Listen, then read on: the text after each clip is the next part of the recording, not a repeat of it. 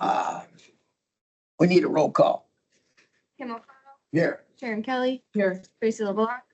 Doug Rowdy. Here. Pamela Garvey. Here. And Justin Wood is absent. So we have 5 out of 6 today. Sorry. Approval of the agenda. I'll make a motion. Okay, Tracy, hold second. Sharon, did you second? All right. Yes. All those in favor then say aye. Aye. Opposed? Approval of the minutes from our last February 5th meeting. I move to approve the minutes. Pam. Doug will do a second. Any changes, anything? If not, all those in favor say aye. Okay. Public input. You want me to read this? Yes, let's read, she does, I handed, I think almost everybody out. So let's just read the, it's like a working, kind of a work. We can talk and not be so stuck to the 3 minutes and stuff. So we want to hear what people have to say and stuff, and then we'll keep moving from there. So, ready? Go ahead, read it out. So first, thank you for your attendance and participation at this Environmental Services Committee meeting. Before we begin, I'd like to reiterate the ground rules by which we will run our ES committee meetings. While we may have different opinions and perspectives on these issues, supervisors and members of the public alike will be expected to treat fellow participants with respect. To speak at this meeting, you must be recognized by the chair. One person will be given the floor to speak at a time. The person who has the floor, either a supervisor or a member of the public, should be afforded courtesy to share their ideas and concerns without interruption. This is a working meeting of the ES committee, similar to a county board meeting or any other official business meetings of an organization. The public is not allowed to interject at will, and such behavior will not be tolerated. Instead, we have set aside time specifically to hear from citizens what you have to say, and everyone will take their turn. Committee members may ask clarifying questions of public speakers if necessary, but it is not appropriate to engage in debate or argue with guests or other counselors on their perspective. Everyone has a right to their own opinion. Inappropriate or disrespectful behavior or comments towards fellow supervisors, department staff, or visitors will not be tolerated, and those conducting themselves in this manner will be asked to leave the meeting. Adhering to these standards of behavior will help guide this county committee through potentially difficult discussions, encourage public participation with a respectful exchange of ideas, and ensure a productive meeting. Can we all agree on those basic ground rules? Shake your head, yes. 90%. Yeah. Not worried about the public, we're worried about you, Kim. Okay, that's all right. I think we're safe. Let's start with the shoreline. I mean, that's the one everybody wants. Does anybody want to get up and ask a few questions, clarifications? Guys, Yes, sir. Come on up. Say your name in case other people don't know you. And let's kind of go through the shoreline and start there. sure. My name is Chris Nelson. I live in Middletown Township. I operate a construction company here. And I'm actually an employee now. I have made an agreement to sell the company to my family, so I'm not even an owner anymore. So I have all kinds of time. So I got a couple little handouts, and I'm going to just walk through. I have 5 basic examples and some questions, and I'll just kind of do this as I go here. Thank you guys for holding this process right now. Again, I've been following this for a year since the new administration has taken over this department with your new administration piece of this. I've been talking to the county board supervisor Mo for probably over a year about some of the inconsistencies we have with new interpretations. And now I've sat and listened the last few months, and to be honest with you, I cannot follow what really the proposed changes are, what the intent is. I've reached out to Susan myself at the DNR, had a nice discussion with her. And I've also got a folder here of public records requests. So I've had to kind of educate myself.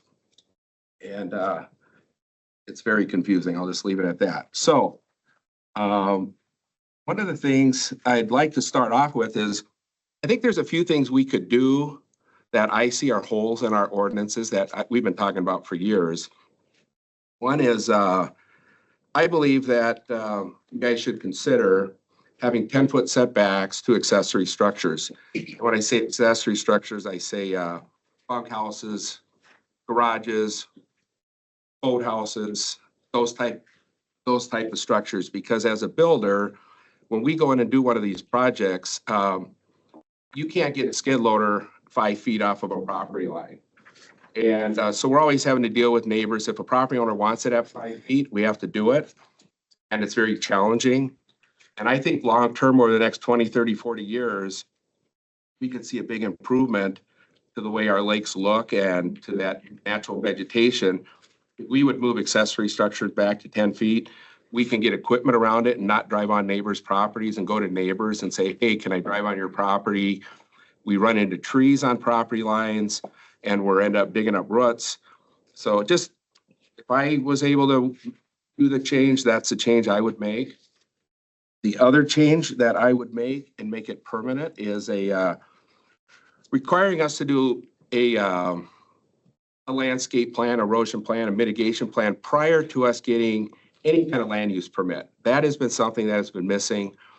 Years ago, we used to have to work with Land and Water Department, and they would actually do site visits. We'd have erosion issues, we'd have steep slopes, and they are the people that generally seem like they have the skill set, the experience to make those decisions, versus zoning people generally don't have that kind of knowledge. And I'm going to show you an example of one of a permit just recently. And this is one that the local landscaper actually did here today. But this is the landscape plan we did prior to us getting the land use permit.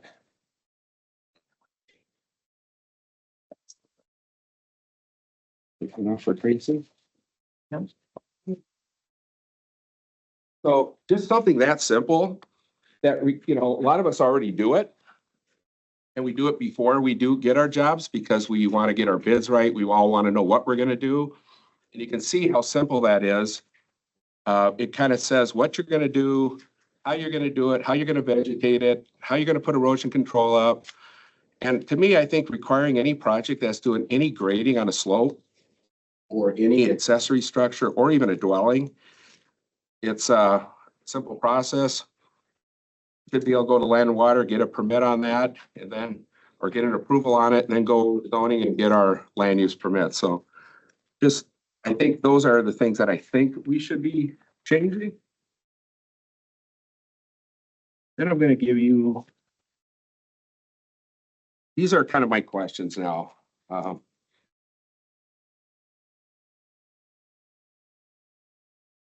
This is just my chicken scrap, so bear with me on.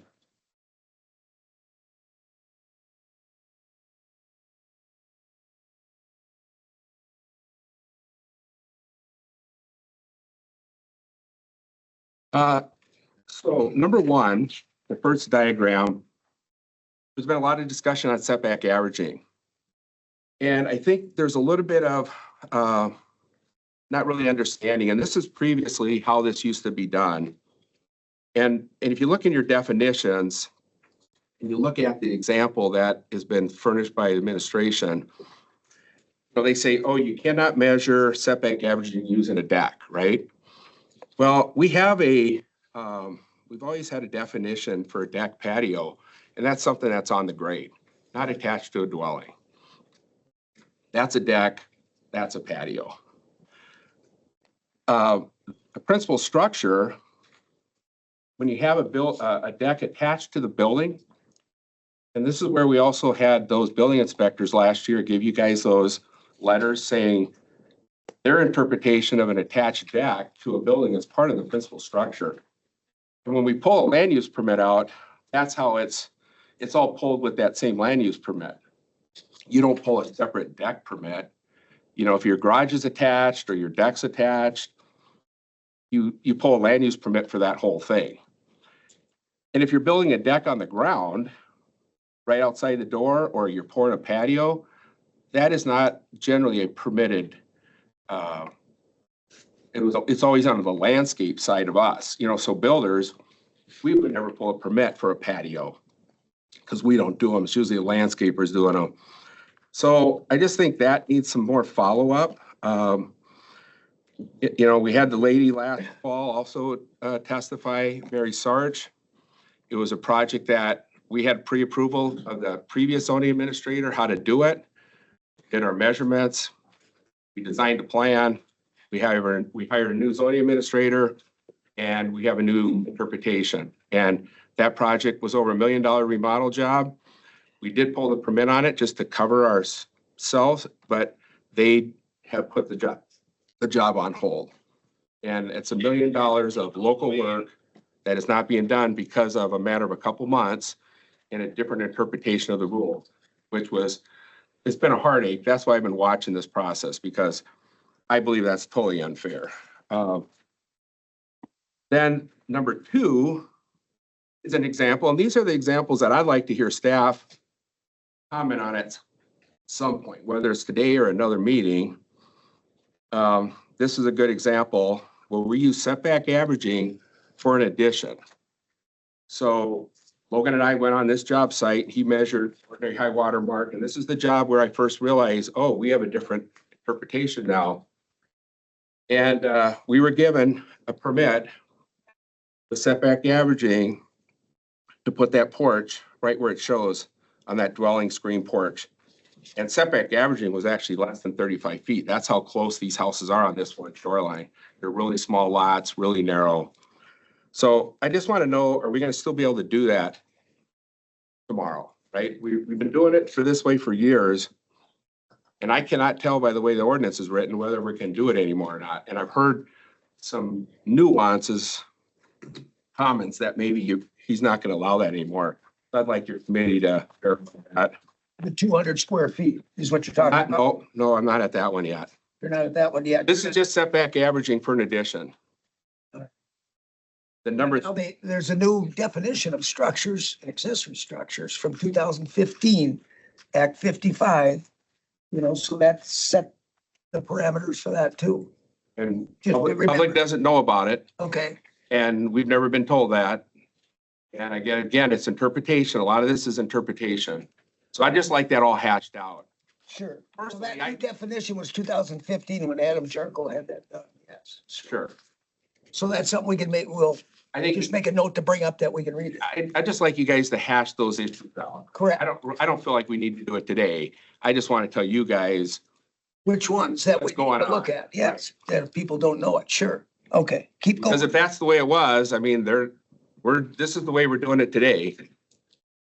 So we're doing this currently this way today, and the DNR has not said a word about it, and staff has been issuing permits this way, even up till yesterday. The setback averaging, Yep. not less than 35 feet though. No, you can't do it less than 35 feet. Oh, but they can go up to 200 feet. Is all. I'll get to that one. Okay, go to that one then. Yep. Well, then the next one is another example of a Number permit. 3, okay. This one's over on Deer Lake, number 3, where we also had a setback averaging of 40 feet. And we were able to add a screen porch onto an old family cabin. And the reason I bring these up is I've heard comments that because in the DNR's definitions, they talk about setback averaging was not designed to have additions. It was for new dwellings. And they say it was the intent. It doesn't say it was the law. It says it was the intent of the ordinance when it was written. And the way previous administrations done it, and other counties have done it, is if I can give you a permit, you got an old family cabin, and Sharon wants an addition on the side of her cabin.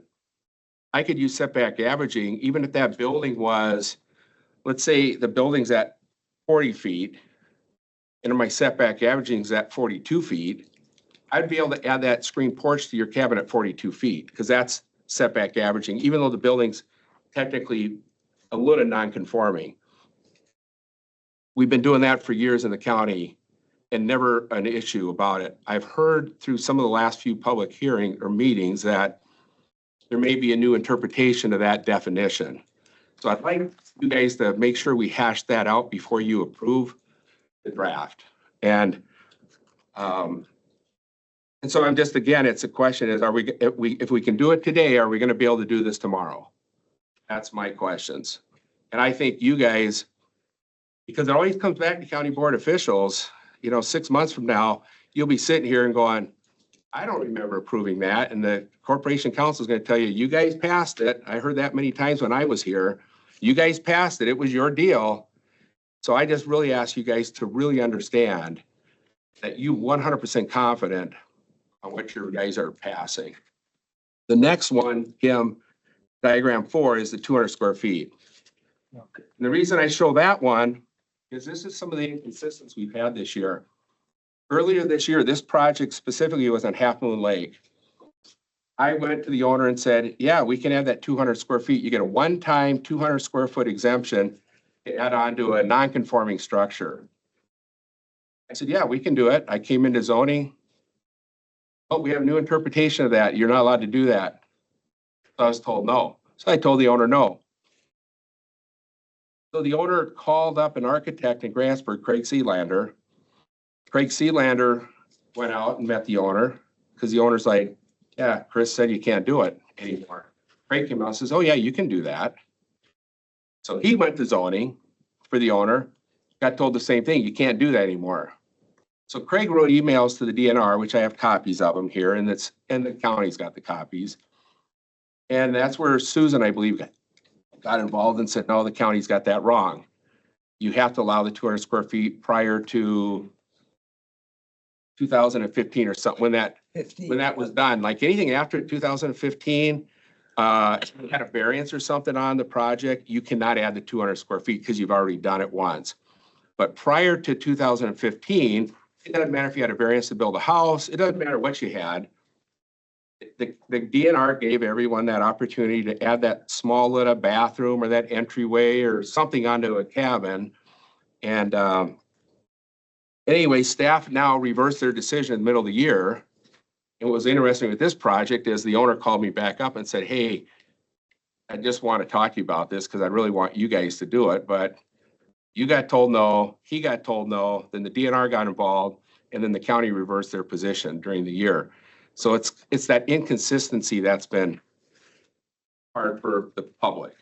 And then the last one, number 5, is vertical expansion. Here, same example as the last one.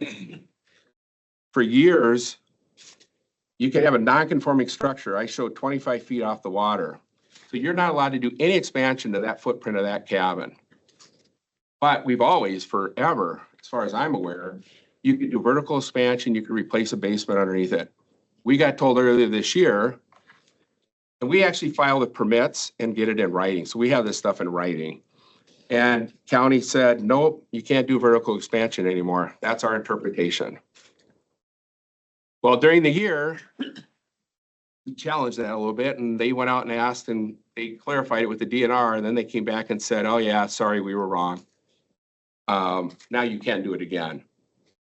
So for me, watching what's been going on here the last year, I can't tell you how disappointed I am. This is where our zoning's at today. And that we're talking about windows in boathouses, where a guy has a grill, how big a boathouse is, how big a bunkhouse is, where it can go. It's still in there. Some of that stuff is still in there. You guys have said multiple times, take it out. County administrator last month said, if you guys want to leave boathouse the way they are, they should be the way they are. I believe they're still in there. So I just hope we don't rush this. And we have plenty of time. I talked to the DNR lady. She's like, we got all the state to fix. There is no push on our part that you got to fix this. And I think we've gotten ourselves in our own troubles here by issuing permits in the county, sitting in that room and not making site visits, not realizing that we're putting a boathouse 100 feet down a slope hill and they have no erosion control. They have no grading plans required.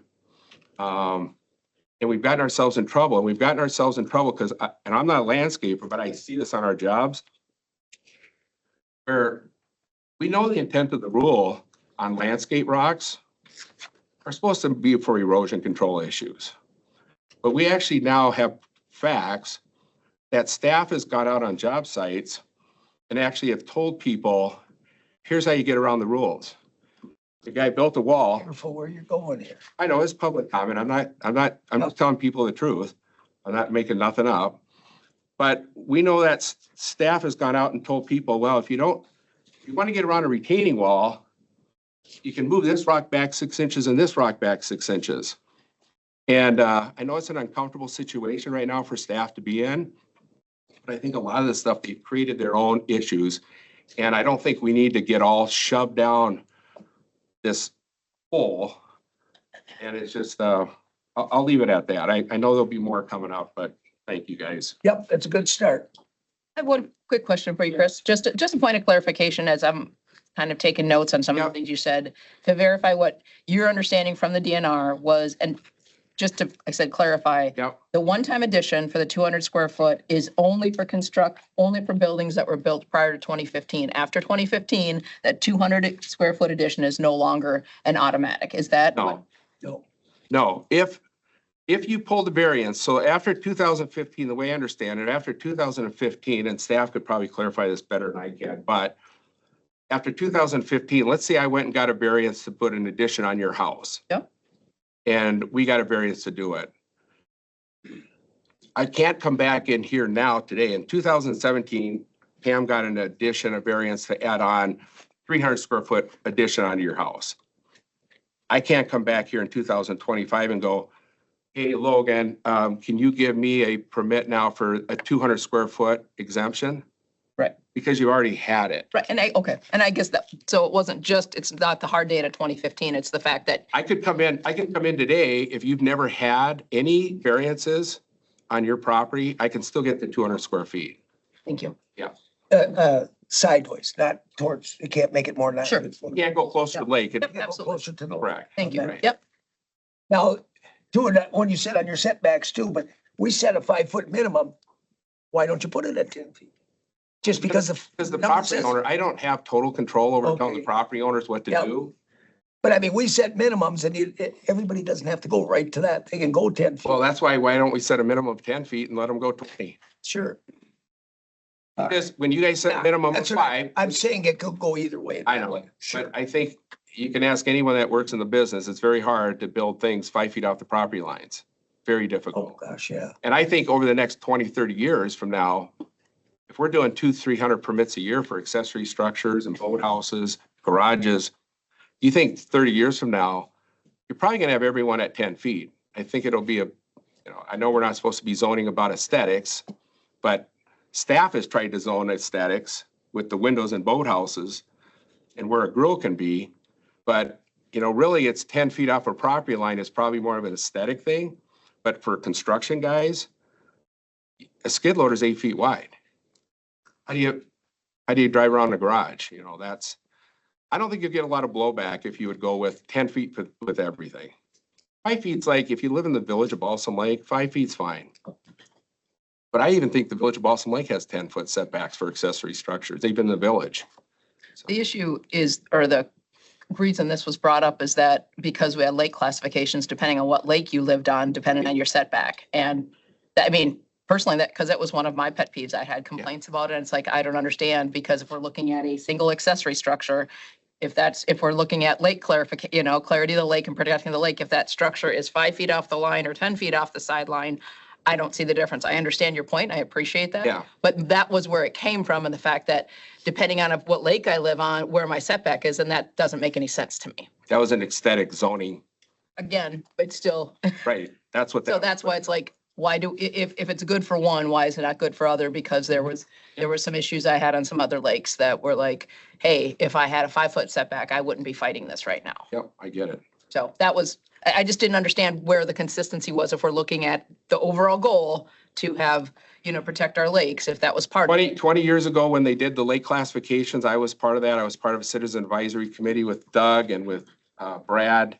And those things were brought up, and the whole thing was on those classification lakes is to keep them more natural looking And that's why they did the bigger setbacks. There's no science behind it. Right. It was just people sitting in a room like this and just, yeah, that sounds good. And I'm not throwing rocks at anything in the past, but And I'm not either. that's where it kind of came from. It's like, why don't we have a standard? I agree. That was all. Yep. Okay. Thanks. Okay. Anybody else want to come up with some concern? I'll go. Come on up. Did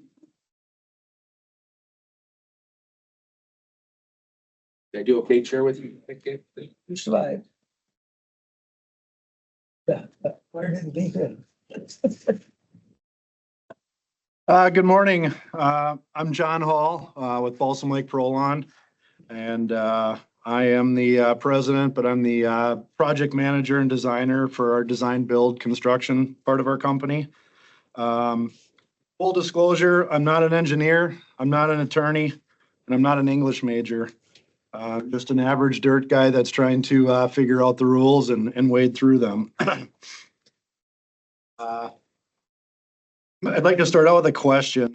How does shoreland zoning and regulations affect my small business and my daily life? I started my company in the late 1990s, and I knew I wanted to work waterfront properties. How do you become a recognized contractor working waterfront properties? You have to understand shoreland zoning. People want answers. We meet on weekends, and a lot of times I feel like I'm doing zoning's job after hours.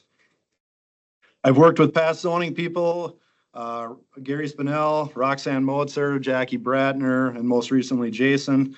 Over the years, we've built relationships and we've collaborated on many different topics and subjects related to zoning. My small company, we have 4 departments that are affected by current zoning and proposed regulations. The design build portion of it in 2024, we had 68 waterfront projects in Polk County that we did.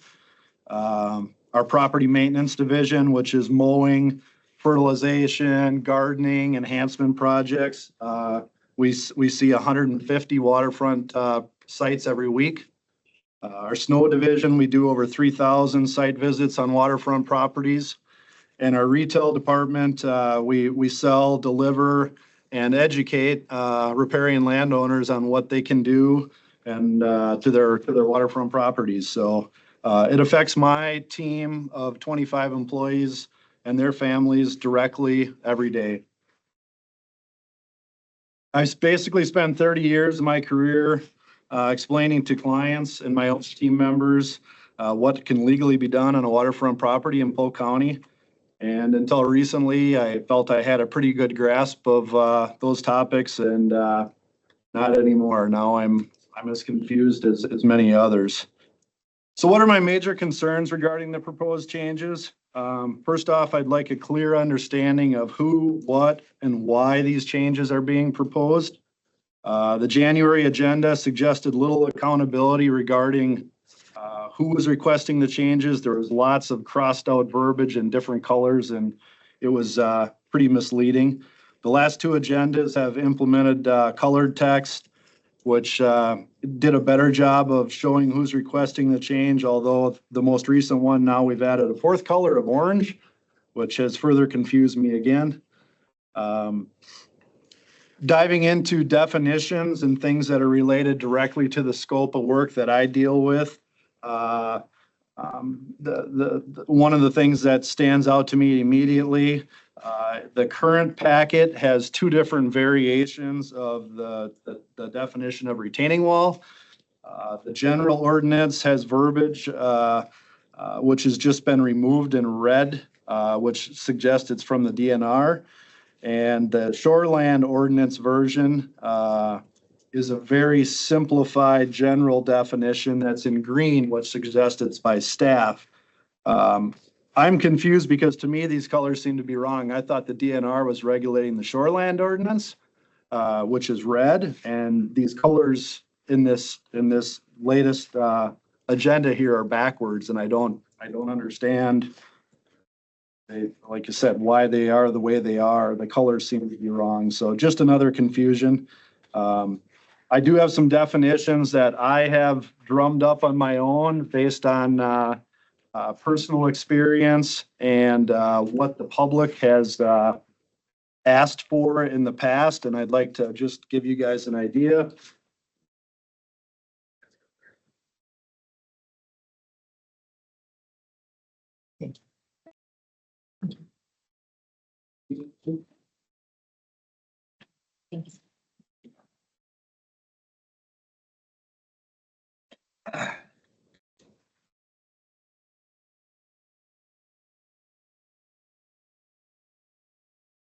So one of the issues with the definition, and I know this is a balance between what the DNR says to get in compliance and whatever else, but I feel that the new definition being proposed by zoning right now is so very broad that if you're gonna go with a version of what they say that basically says means an accessory structure used to hold back earth, and that's it. If that's all you're gonna say, then my problem is you're gonna have other issues because some of the other scope of work that we do as landscapers could fall under that same category. So again, I'm suggesting we don't have to go through these in detail right now, but the definition of retaining wall that I personally feel is a better fit for what we do and what the shoreline intent is taken directly from the DNR website. I don't know why we just don't use what they say. It seems to be a much better general description and also states in there too, in writing that retaining walls may be appropriate for areas that are actively eroding and subject to the zoning regulations in your local shoreland ordinance. So to me, they're at least recognizing that there may be a need for a retaining wall instead of saying that we can never have a retaining wall again. The wing wall idea is something that I would like to suggest as a means of being creative to meet what the DNR is suggesting we need to do to get into compliance and still allowing us to be able to build some of these structures and control the erosion. Because my fear is there's too many times when I get called out to a site and if it's a builder I don't generally work with, we probably haven't talked about it. I get there, the structure, the house is done. They're waiting for the final inspection and they're ready to move furniture in. And I get there and now they've built a walkout house, put the front of the house at 75-foot setback. And there's 9 feet of elevation change that has to happen. And I can't put a wall up to hold back the soil because they put the house at 75 feet. So what do I do now? It's got to the point where there's no room to do that. I mean, ideally, should the house have been pushed back? Absolutely. But again, the oversight, the foresight, the planning, all that is, oftentimes it's too late by the time the landscaper gets there. And we hear it all the time. Don't worry about that. The landscaper will fix it. Well, that's not always the answer. So I do feel that this wing wall is a means to be able to still allow us to possibly control the water, make the structure waterproof and sound, and still, make it work for both the client and for zoning DNR. Again, I know there's some hot topics on the single wall, the boulder, and apparently the DNR is saying that cannot be used. I think there needs to be some kind of a language in there for an actual landscape border that would maybe suggest that, to me, if you say anything that holds back earth and it's that general, that could be my landscape edging. I put a border in and a landscape edging, it's holding earth back on one side and it's holding rock or mulch on another. So you're going to have to, if it's going to be extremely vague, we're going to have some other definitions in there, I think, in order to differentiate these different scopes of work that a company like we do install. And same with outcropping stones. I firmly believe that outcropping stones that are placed in the landscape are a great means for erosion control and also for natural beauty. So, and again, oftentimes there's earth on the backside of a group of outcropping stones. So that would fall under retaining wall if you keep that term that general. So just some ideas. Again, I'm not, the wording probably isn't as professional as it needs to be in there, but something that I would be happy to be a part of and work with the zoning on, you know, what are the needs? What do we see in the field? We're the boots on the ground people. Let's get in compliance with zoning and whatever, and let's make it work for everybody there. Lastly, quickly on boathouse stuff, this is another pretty important topic to me. I cut my winter travel short this week and drove back 1,800 miles to be here today. Just because of the way this affects my business and a lot of my clients. So it's I don't fully understand it either. I did have a nice conversation with Logan yesterday. We talked for an hour and a half on the phone and we kind of waded through some of these things, which is great. I'm all for communication. But I still think there's far too many things in this boathouse that are listed in green, which suggests that it's either staff or the public that's wanting these changes. I don't see hardly anything in red here. And I disagree with the flat roofs 100%, or with the pitched roof, sorry. I don't understand that at all. To me, that adds more impervious area, quicker runoff. That's a step backwards in my mind. A couple of things I do agree with. I do agree with better erosion plans ahead of time, better foresight, better planning. I think that falls on all of us, and I think that should absolutely be a part of it. And I do figure back to the definitions. I'm struggling a little bit with the retaining wall. I know that the intent isn't to put a retaining wall across the whole front of your shoreline, but if you have an allowable structure like a boathouse on some of these slopes, it's going to be very difficult to handle erosion if we don't have some means to be able to channel water around them. And again, the windows, the doors, all that kind of stuff that's being suggested, no glass doors. I don't agree with that at all. I don't think that should be zoning's department to decide. If you have the means to be able to afford a nice glass garage door, I don't know why zoning should tell you that you can't have that. In conclusion, there's no doubt that there's specific sites that the ordinances have been breached and violations have occurred. I firmly agree that better foresight, planning, and oversight will help reduce many of these concerns. Remember that criminals will continue to break the law regardless of what the law says. So, let's make sure that we're not changing rules, just for the bad guys, and it's going to affect all the rest of us. Much of the change seems to be based on intent, and that's a term that can be interpreted many ways, as we've seen today, and Chris explained too. Again, just because I have a certain window or a glass garage door in my boathouse, that doesn't, say that I'm living in it. It just might say that I have good taste or I have the means to be able to afford that door.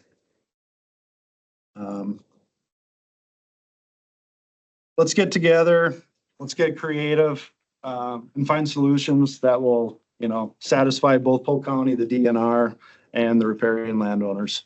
Thank you. One question on your. Yep.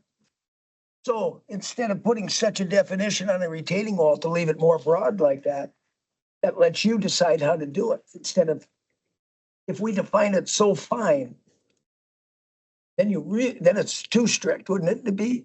Well, yeah, I think it. Like this, it's kind of an open, like you said, you Right. can get around I it. think where it gets muddy, Kim, is when you say that it's going to hold back earth, because that's when it opens up the thing, like my edging holds back earth, my single outcropping, a decorative boulder holds back earth. Sure. And the DNR version does not even say hold back earth.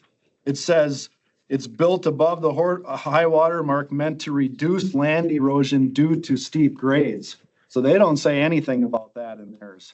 So And they say you can't have it within 75 feet. That's even worse. So it makes it Correct. The DNR is pretty muddled in this part. Right, yeah, and. Because it's not an Wilson exempt And I talked about this yesterday, like I said, Yeah. that's where I feel like we almost have to get creative and maybe like this wing wall term, introduce something like that, that is not a retaining wall. And when you Google it or you AI retaining wall and wing wall, it clearly says they're two separate things.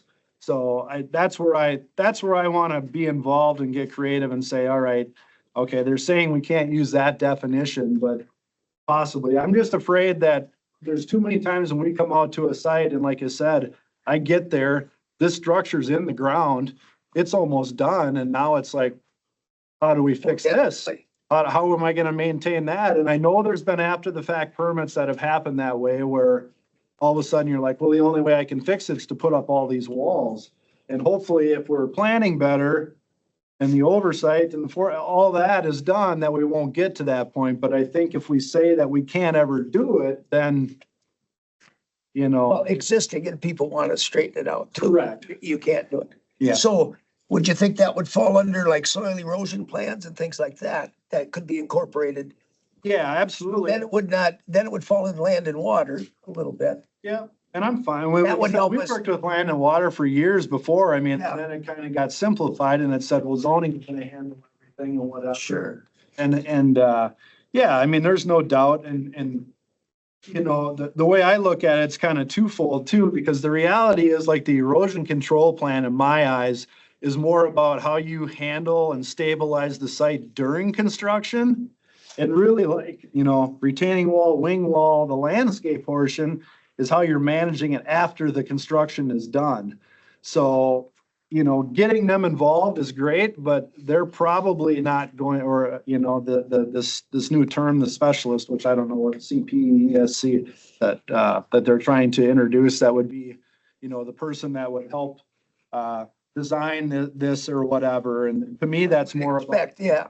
how you're handling the site during construction or whatever. Well, then afterwards too, because once you pull, you can't just pull the silt fence and Right. hope it stays. Right, You know? yeah, right. Yeah. It's, man, and I agree with the mitigation and on the boathouses and putting the roof water in the ground or whatever. We do that on almost everyone right now. It's super simple. That's not a big deal. I do agree that is something that could easily be done.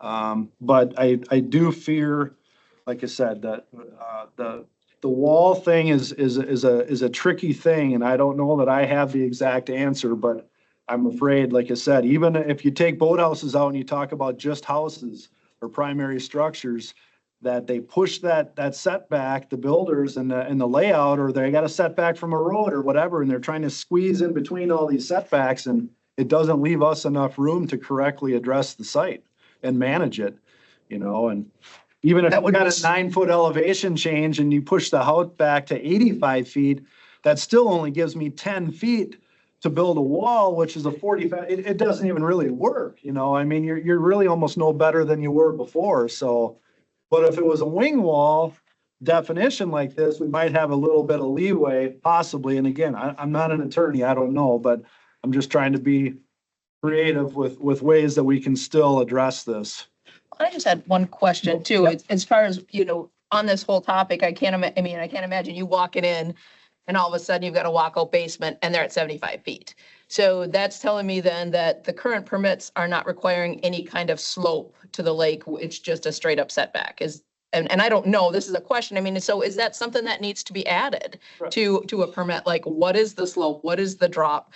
And I am not one for extra regulation, but I also don't like the idea that you get hamstringed in the fact that they're just building. I said I could start at 75 feet and you're like, it's a walkout. I would say it's better now, and it depends on who your team is. A lot of the builders that I work with or whatever, we're collaborating from the start of it. I mean, we're getting the plans at the same time they're bidding or whatever, so we can look at it or whatever. But, a lot of this stuff starts out with a concept for probably an architect. They're laying it out and then it goes out to bid, to the builders or whatever. So yeah, there's times where people might be thousands of dollars into a design and then all of a sudden you're like, well, that's fine and it looks great. And architects are great on paper to say, well, here's the side and you're gonna have this grade that goes down like that. And then you get there and it's like this. It's like, well, how do you handle that? But absolutely, I mean, planning is is key. And I think that that falls on all of us as contractors and the staff and everything else too. But I just want to make sure our hands don't get so tied that we, Right. you know, and like Kim said too, I don't know what's too broad and what's too much information. What's too It's tight. gonna be a dance, Yeah. but we gotta, you know, get us involved. I would be, like I said, I know there's plenty of contractors that would be happy to sit down and kind of wade through. And like I said, instead of just completely giving in and just saying, this is the way it's gonna be, let's work through it and come up and, like I said, get creative and find out what'll work so we don't get our hands tied this way. And Well, some of the lots, there's, you know, that's just the way the lot is. yeah. Doesn't matter where you move on the lot if it's all slope. And there's times when, you know, quite honestly, some of the stuff what people ask for doesn't make sense to do there. I mean, it's you know, they're reaching out to a professional to help them with that, you know, and again, I do think it's better now, but in the past, I mean, there's still times when you know, you look at something and you're like, well, you know, what are my options here? And of course, everybody wants, you know, reasonable use of their land, and they're all envisioning this flat, beautiful area. And we generally work, I mean, it's the two most common questions that I get asked as a landscaper when I go to a waterfront property on a Saturday morning. They want to terrace the lakeside, and because it's not usable the way it is, they want to put up walls and they want to terrace the lakeside, and they want a patio that's closer than 75 feet to the water. And then I tell them that you can't do either one of those. So, I mean, they don't, you know, they don't know. And, you know, that's what our job is. And then you have to just kind of say, well, you can't do this, but you know, this is what you can do and whatever. And again, like Chris said, that's what I need to know ahead of time. You know, most of our season is booked out next year. So if we're going to have substantial changes like this, we need to know ahead of time. I'd like to work, if there's going to be changes as massive as what this is, I'd like to work with land and water and zoning and have a collaborative deal where we can get together. They can train us contractors on what the rules are going to be, what they're expecting from us. We did that years ago when they introduced the buffer stuff. We sat down in this building and we designed buffers and figured out what that was going to be and whatever. But I don't know, I'm too old. I don't want to relearn everything again. It's, but I also, in order for me to be, you know, a salesman and for my business to move forward, I have to fully understand this and be able to implement it because they want answers on Saturday morning. Otherwise, they're going to call the other guy. So, anything else? All right, anybody else have questions? Okay, Thank you. thanks, John. Anybody else have some ideas, thoughts? Yes, come on up. Ryan Hansen, Town Lincoln. My question is going to be with boat. So page 39 of your packet.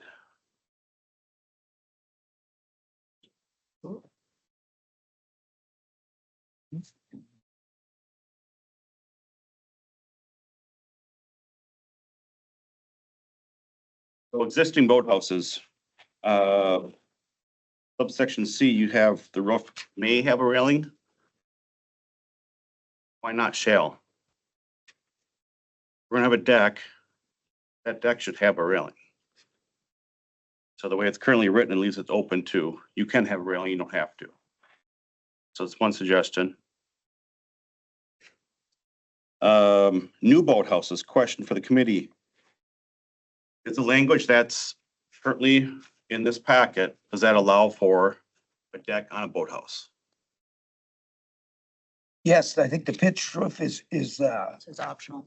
optional. Okay.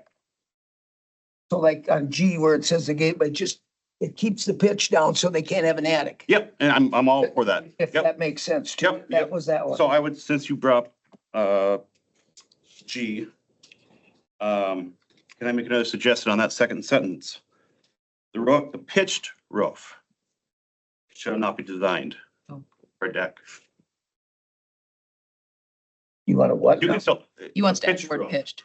If I've got a flat roof with a rubber roof, I think you just need to define a pitched roof cannot be designed. 412 pitch roof cannot be designed for a deck. I get that. That's, Or not for a deck, no, Yeah, but I mean, yeah. it can be designed as, if somebody wants it, if they don't want a deck on it, they can put a roof on it. right. It won't be used for a deck then, I mean, I just feel like that second sentence doesn't, lead staff to, you think somebody put a deck on a 412 pit? no, I'm just saying, no, I'm saying the pitch roof, add pitch, add the word Add the pitch word in there. pitch. Pitch roof Second sentence. shall not be designed for a deck. Yeah, Right now it just says roof. yeah, the roof. So if I build a boathouse with a flat roof, according to that sentence, it can't be designed for a deck. Okay.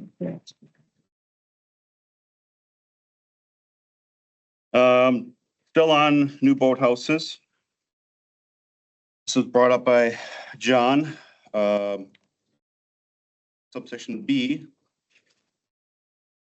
Started talking about patio doors and other characteristics of a boathouse, how it looks from the outside. And even section C, when you talk about windows, how much square footage of windows you can have on each side. Not an attorney, but to me, that's getting to be a little bit of overreach by the government. What's next? Color of siding, roof material.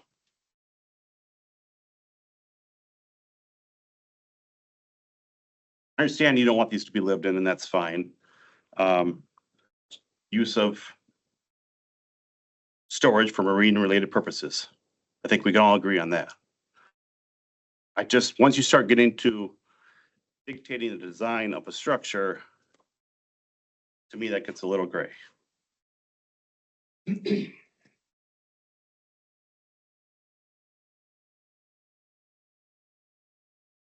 Last section on new boathouses, subsection I. I would like to make suggestion that you have boathouses shall be entirely located within the access and viewing corridor widths. At that language width.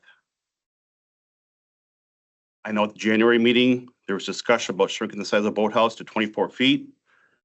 And that would keep it in the 35 feet from the order high watermark. And I know that's changed, Yep, yeah. but I that think you doesn't- need to add doesn't- width, again, just for clarification for staff, You'd want it what? add the word of widths. But With, where? behind. Boathouse shall be entirely located in the viewing quarter, so that's the long way, the 35 feet wide spot. Well, the width, depth- view corridor width, right. But that 35 feet back doesn't matter. I just would personally like to see that added, just based on discussion in the January meeting by staff. So we have it better defined. So, for example, I built a boathouse. I've got a public sewer line between the lake and my boathouse. I'm stuck. I gotta be 15 feet back from that sewer line. So adding the word widths protects me or anybody in the future that we're talking about this way, On the, not the depth. in the viewing quarter. Correct, Well, correct, it just has to be in that 35 feet wherever. correct. But as a realtor, we talk about lakefront properties. People say, what can you do? How many trees can I cut down? I talk about 35%, and that goes from the water back 35 feet. So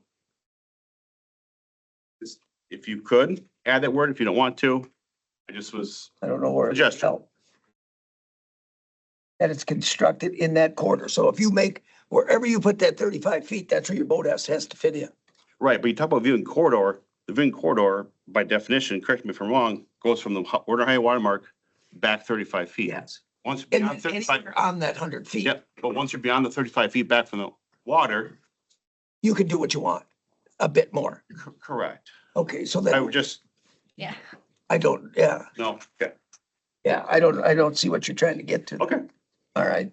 that's all on the shoreland section I had. Questions? No, I don't have any. Does anyone else with the doors or anything? My question about that. I thought we eliminated that last. I did, I think we did, yeah. I thought we took B and C out. You were just going back to the old language on it. Right. To the old language, okay. Was my understanding. Mhm. I just got.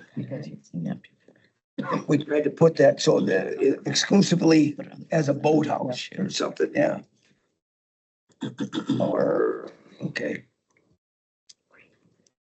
So did we take B and C out? Do we remember?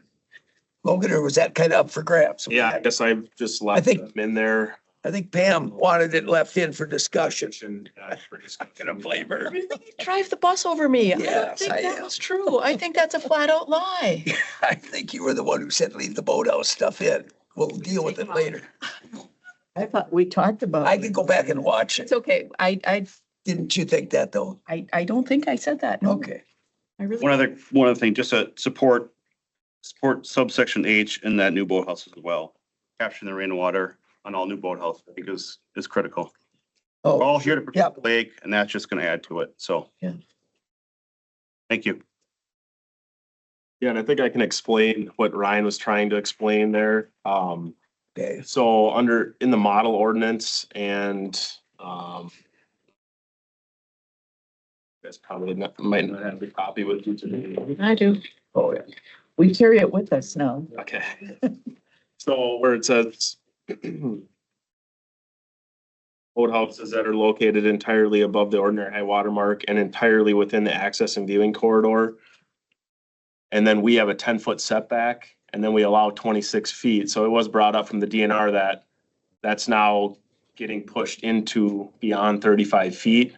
So it was very much a technicality type of thing as far as we're outside the 35 feet now where this boathouse is, where this is stating boathouses within that area can have this. So I don't know exactly. There is some mediation once we send it to the DNR for review, or if that's gonna be something that they say they can't be going into that beyond 35 feet because of the setback and the length of it. And I think that's what you were trying to touch on as far as, because it Seems says- odd because that 35 feet is where they want everything from their back.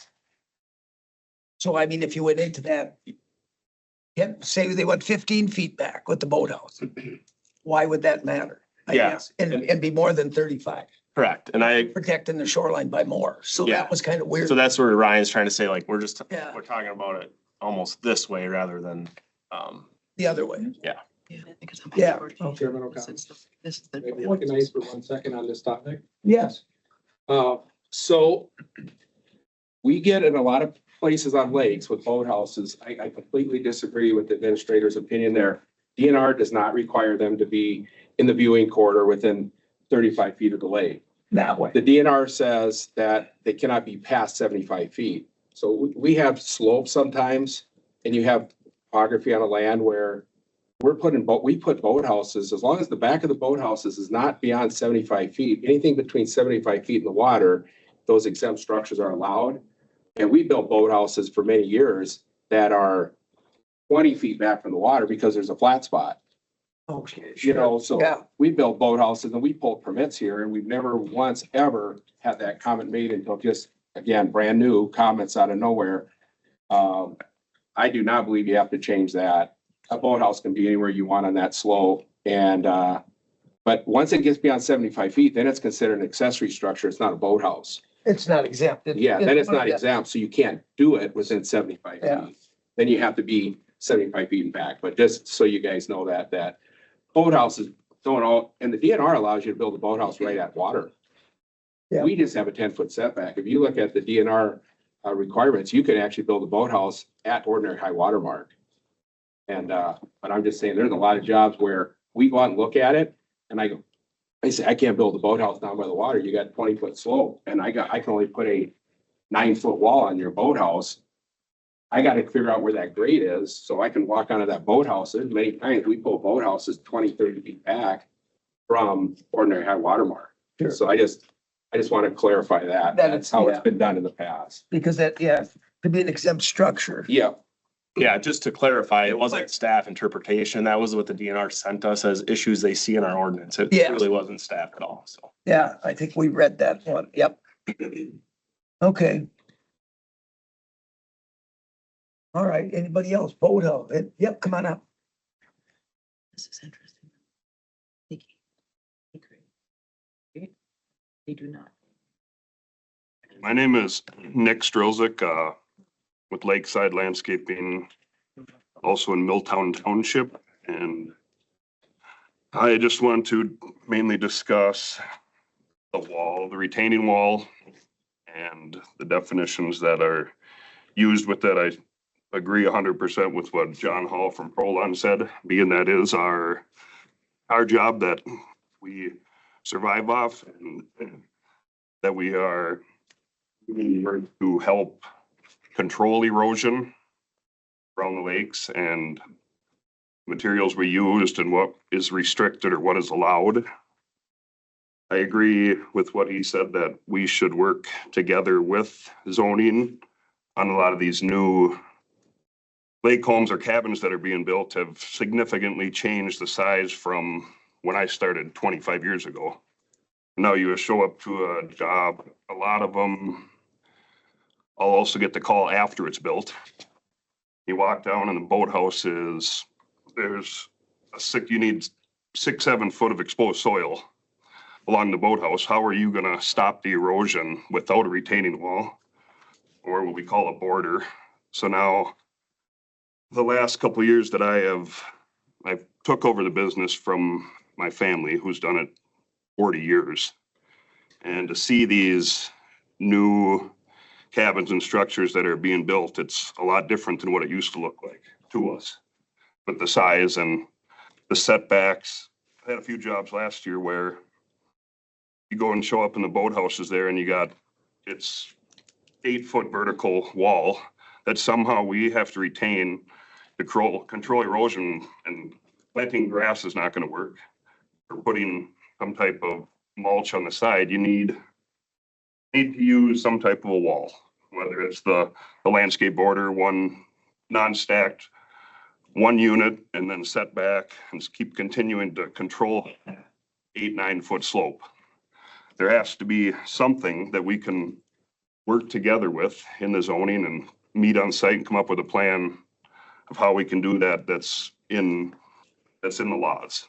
That's right to work together and control the erosion. If that's what we're landscapers part. We're there. We want to control the erosion, stop the runoff in the lake.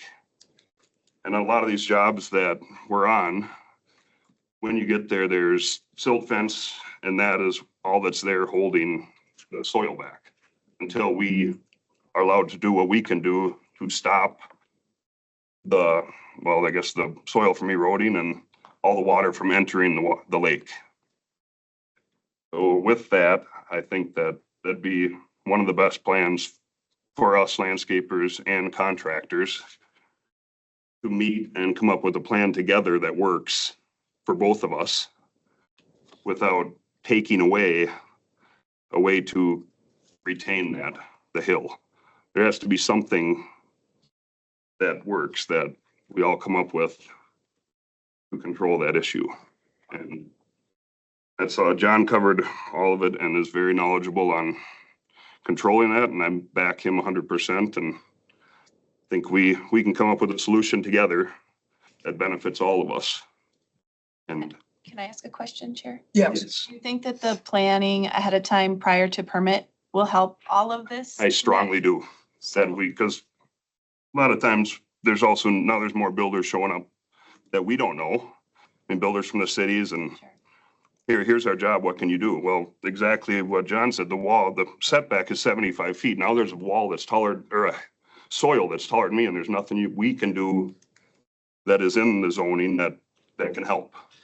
We have a site visit together before and come up with a solution that we are there to help it, not hurt it. Water and the mitigation, and there's got to be ways to work together that benefits all of us and to help protect our water and our lakes and the land. And that's all I have to say. Not too much, but just we can come up with a solution together and make it work to protect all our beautiful lakes we have. And sorry, but the houses are not getting smaller on the lakes. They're growing. And it takes more landscaping to help control the water and the flow, and boathouses also. I mean, when they're digging them that deep in these lakes we work on, there's very few that are flat, the sites. A lot of them are on steep hills, and something needs to be done in landscape wise to help protect that and control the erosion. In your opinion, how much pushback do you think there would be in general if there was a required meeting between contractor, landscaper, soil and water, zoning before permits were issued? How much pushback would there be? Yeah. I mean, because it all gets into time, and time is money. Much time, yeah. And then coordinating, well, guess what, Land and Water is 2 weeks out, or this builder is 3 weeks out, and, I'm. But if just the huge piece of it. on the original site visit, when a builder is there, if we communicate with the builder, or whoever's building the home, this new plan that, yes, we need to have a plan with landscaping and to control the water. And if it's all communicated right away before even when they discuss the build, Just you can even go out get and see that. permit. Well, that's what I'm saying. Before permits are pulled, that you actually have to have, how much pushback would there be? I mean, basically what Sarah was saying, how much pushback would there be? It's like, hey, new requirement in Polk County, no permits are issued on the lake until you meet with this. And so we have a joint plan of how we're going to go forward. I think that would be good in the pushback. I mean, the homeowner needs to understand that what we're trying to do. And I think they'd absolutely be willing to do so, to allow them to do what they need to with their property. Sure. To help control what's eroding. No. Because I understand, It is. you try to get possibly 5 different factions together. I can see like, I don't have time for this. I got this and this, and I'm just curious No, on your opinion, but I do think it's a potential I don't solution. answer that either. Yeah. But I think it's something that would work. So we should maybe set a perimeter up like 12% or more, 6 to whatever, that they have to have a plan. Yeah, they would To be, get you their guys are land better use. at deciding That those would be a things, land but, use, yeah, but that would force them to get together on their own whenever.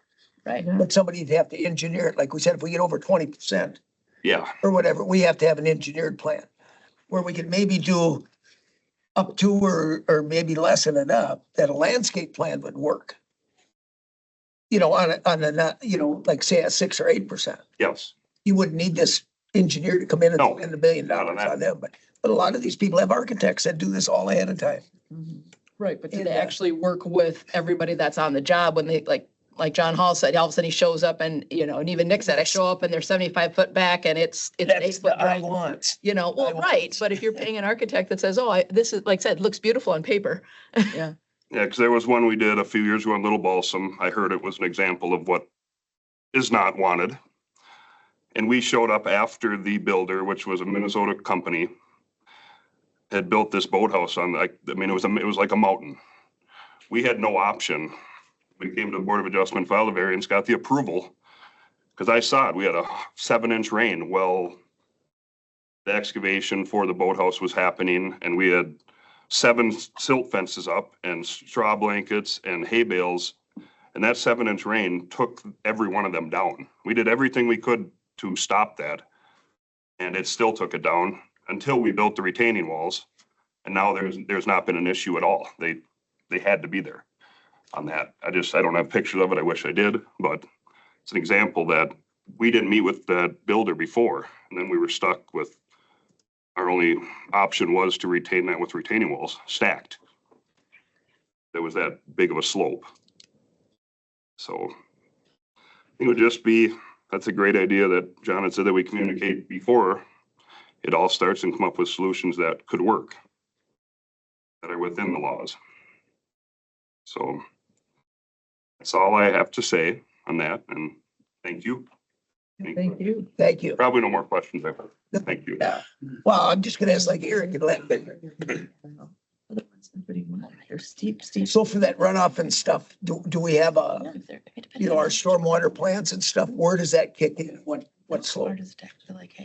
Or is it just I understand the people. wherever needed? Yeah, in many cases, it's not so much slope, it's the thresholds are area of disturbance and the amount of material moved. And impervious surfaces. Impervious surface.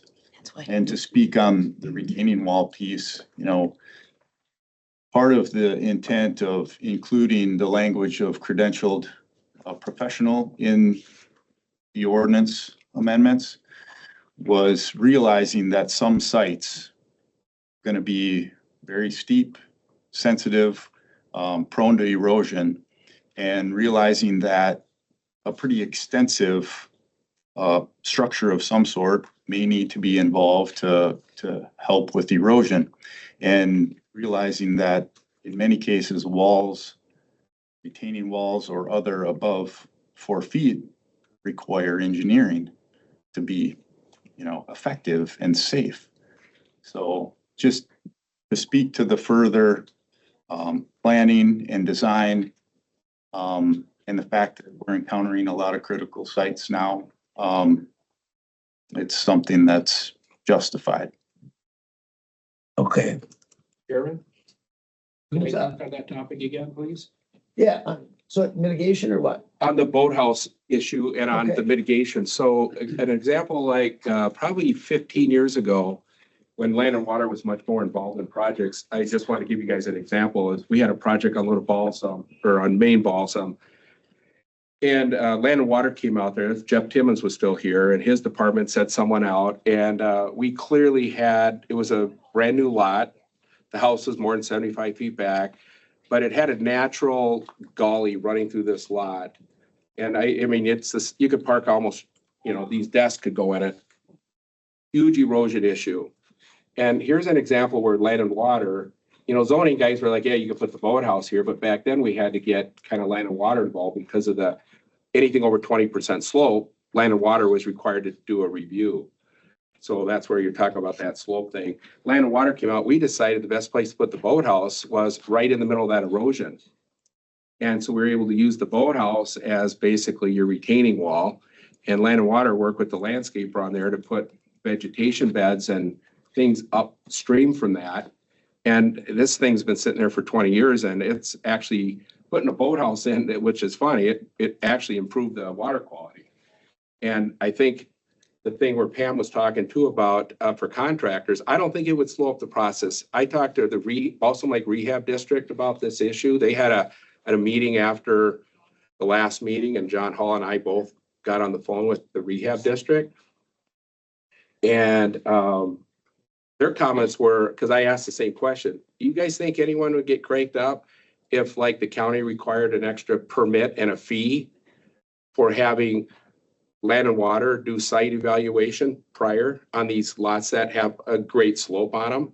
And that then there would also be a follow-up, just like sewer contractors, you know, staff goes out and looks at his work, right? Staff never comes out and looks at our work. Never. So I think, you know, to help offset the cost, I mean, this is an administrator decision, but I totally believe that there could be a permit fee to the process. But I think we do have to have the same level of services that sewer contractors have. Sewer contractor calls up and says, I'm putting a sewer in tomorrow, staff shows up. We definitely will get in a bind if we call up and say, we need a site, you know, in the next week, and they say, I can't get there for 3 weeks. Clearly that will be a drag. So I think whatever has to happen on staff end, you know, to make it some kind of timely process and you'll have that buy-in. The guys that don't want to do it the right way, they're gonna have a problem with it. Guys like us, we've been doing this for 20 years that way. We're not gonna have a problem with it. So just wanted to throw that out. Okay. Anyone else have on anything, the mitigation, the boathouse, bunkhouse, anything? I think the bunkhouse stuff stayed about the same. The boathouse isn't changed a lot. Most of it is the erosion control mitigation. So are we gonna have that mitigation plan? Are we gonna set that with that point system up? Can we kind of explain some of that? The additional option for mitigation. Yeah, that additional options there for, because the impervious surface, and when would this this permit fee kick in on all, or would it kick in at a certain percent? Where do we wanna, What page are you on? right here? My pad. He was on his own track. Tara's on his own track. It's on his page. Page 47 is a mitigation start. Okay, What we done with public Land comment? disturbance activities and stuff. I mean, are we gonna, no more comments? nobody? With what your agenda says, that further discussion that we could certainly ask to. Yes. Right? Yes, Okay. yes, it's more like a working one, so that if we start Yeah, if staff going starts one saying direction things- or another, we can still get comments. Yeah, sure. Okay, so that's why I thought we'd go into the mitigation a little bit. That's what we've been hearing. Do we set a threshold, or do we say all? Do we say a percentage or impervious surface? Where does the stormwater one kick in? That's for every building, isn't it, in the UDC code? Yeah, and that's where I think there's, Is there a threshold in that one?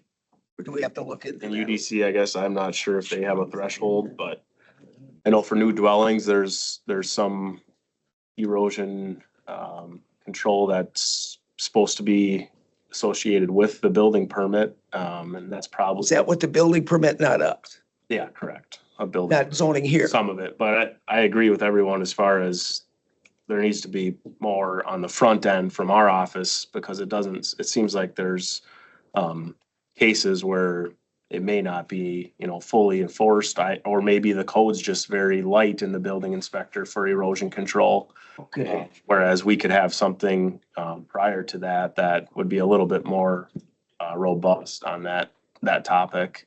But I don't know exactly. so that would be the land use permit part. Correct. So the building permit still should have some of that ahead of time, though. Do they bring in a building permit or just a land use and the sanitary They permit get the land use, or yeah, sanitary, land use, and then building. and then building permit? So when the land use, do they have the buildings drawn in, the slopes, everything on there? Usually. Not usually, no. So maybe that should be more intense. To get a land use permit should maybe get more intense. And then, so basically, when you go to get a building permit then, Mr. Nelson, how does that work then? You come here first and then do they come out and inspect? No, generally not. Now, we Even request, though they make you pay for that permit, you don't have to, land use does. no, but First place we come, first person we go to in the process, we go to the sewer contractor, build a new dwelling, yeah, and we got to get you guys to do a sanitary permit. Then what happens is staff has that, then I walk in with our land use plan. They don't even want the plans of the house. They just they want back of a piece of paper, a site plan, something to scale, we try to do. And we give them the land use plan and they issue the permit based on and setbacks. then building. And then after we UBC get that, sets up erosion control, do they not well, they're supposed to. enforce that. But they don't, They don't on our enforce it. land use plan, we always show our erosion control and where our stockpiles of dirts are. When we do our building permits, they do not require that to be on the building permit, but the building inspector, they don't Okay. require, it. So they don't see a land use. They don't see erosion control plan, but they are required by state statute to enforce erosion control. So if they're on a site and the only guy that used to do it was Cliff Manweller. The rest of building inspectors do not look at erosion control. Okay. So we're not, you're paying for that. They're No, doing I'm their not. The job. homeowner is. The homeowner is, Yeah. and not getting that. All right. Well, that's why I showed you that one diagram. Yeah. That where that was a request by us to have zoning come out and look at the site. I called the landscaper up that the owner wanted to use. It was John Hall. John Hall was in Arizona. Okay. We were worried about where we were going with these boathouses. I pulled it this winter, even though I'm not gonna do it. So I called John up and I said, John, you know the site, would you draw up a site plan on this? Because this owner wants to pull the permit before the rules change. But we do this all the time. Then we met with one of our staff people and one of the zoning administrators or the assistants. She came out to the site. We gave her the landscape plan that showed how we were gonna mitigate this whole thing. She looked at the slope, she looked at the building, she looked at where it was an existing boathouse we're tearing out. And then we had all those documents, so then that's now, and to me, it should be done like that way every time. These issues that we have in the county is people walked into county zoning and they got a permit for a boathouse based on setback, and staff never looked at topography, that there was a 100-foot slope and it was on a 45-degree angle. And the homeowner did the project himself and found some of that, says, I'll drive down that hill and do it. And that's where we had all the washouts. If ahead of time, if everyone on that kind of situation was required to get erosion control landscape plans approved through Land and Water, like we used to do it, that would have never happened. And then you would have identified, hey, you're gonna need retaining walls, like Nick used as the example. Again, that permit was issued with not even a grading plan was required by, and we're supposed to have it here. They didn't do it. They gave a permit out for a dwelling in a boathouse with no documentation of where they were building it. And then you're coming in for after the fact permits. If we would require this stuff ahead of time, that before a land use permit was issued, that there'd be a landscape plan, we would avoid 95% of these problems. Okay. So that's what we're looking at. That's what I'm saying. To get a land use permit, if it's, whatever the impervious surface, whatever we want to do as a threshold of where does it have to be engineered? Yeah. If it gets to the 20%, if it gets over 15 to 30% impervious, we have to deal with it then. If it's new or if it's a tear down. If it's existing, it's going to be harder. But what, do we set a threshold and make that process a little better? I mean, the better site plans, better everything. Yeah, and I think that's where Is that where we're? it's pretty close in here. Or It's- was. I think one of the main things that maybe was being utilized more often than not was under C, underneath land disturbances. So 40 or page 48, it says excavation for dwellings and sanitary systems are exempted from a permit. Underneath B, B is where it shows the thresholds for needing a filling and grading plan. So I mean, like the contractor stated, pretty much nowadays, any dwelling that they're building, or a lot of them, are gonna meet this criteria no matter what. It says even on a flat lot, 2,000 square feet, it triggers a filling and grading permit. So then that's where it would go to the section D, where it says this is what's required in the filling and grading plans. And that goes through the criteria of what is required, which you'll see on number 9, erosion control practices implemented. So it's definitely a mix of, on staff, where C2 states that What they're exempt from B Exempt. if the excavation plan has been approved by the zoning office. So we got to go back to that B, permit required, and get a little harder on that then. We go right back to A, under land disturbance and general requirements. Yeah, and it would be where it. Land it'd just be- disturbance, and then it has A, B, C, D, E, flood measures that, but then the permit, the grading plan permit meets the requirements. Yep, so B would be, B would be the one we'd have to, and where that was getting exempted out was on C2, and the excavation plans that were being approved were likely, light on what they should have had. all right, I see. That's Because- full well, intent on my sanitary- plans going forward is the front end. Right away I saw that. That's a huge need, because that's where all these issues are coming on the backside of everything. Is if you just draw a box on a application, you're just asking for problems. Sure. But the So the example, timing of permits is a big thing too. Everyone wants their permit right away, not saying all the contractors and everything, but that's where I would like to get to that, because it's gonna help everything in the long run, but the permit turnaround will likely be a little bit longer than there's just no way it can't be if we're gonna have land and water involved. yeah, A site visit on some of these, for sure, more prone sites, it's like, it's not gonna be the 1 day, 2 day permits, which I think that sounded like they agree with that already anyways, but. even a 5-day or something. True. Yeah. I mean, some of these other counties are 2 weeks and stuff. So, but we would have to go back to this permit requirement, make it a little better, but like I said, under that C where it says, dwelling sanitary systems are exempt from that. That's where they. All right, Yep. Well, and don't we also need language in here about including land and water? to go through, So that's where I put it right now under D at the end there, that the filling and grading plan must contain the following information, subject to review by Land and Water Resources. yeah, that is in there. Sorry, missed that. On the, did you, on the one we got the green one? So that's where it leaves it. Sorry, I yep. mean, Okay, yeah, if it's a true, if the site is Basic. very, very basic, they don't have to look at everyone, but that's where we would internally just have to determine where are we going to be, where's this threshold at, you know? well, that's where we should set a threshold at that 15%, whatever, end slopes. 15 impervious if they go over.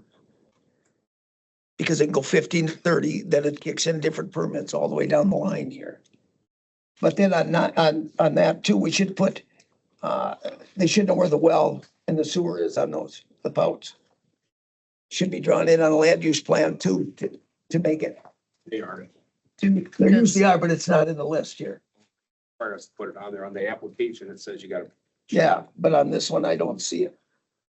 So I had that marked that we put well and pouts on there. So we had talked though about having a meeting that you would actually meet with landscapers, contractors, whatnot, where this is subject to review and having a meeting are two different things. So do we need language that says there will be a meeting or there will be a I mean, I don't know, because subject to review says, here's my plan.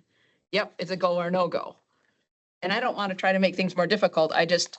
This whole thing sounds like there's been a certain amount of miscommunication, a certain amount of animosity that has been built over the last year and a half. And so if we're going to try to resolve this and go forward so everybody's on the same page, I do think communication and that meeting is incredibly important, in my opinion.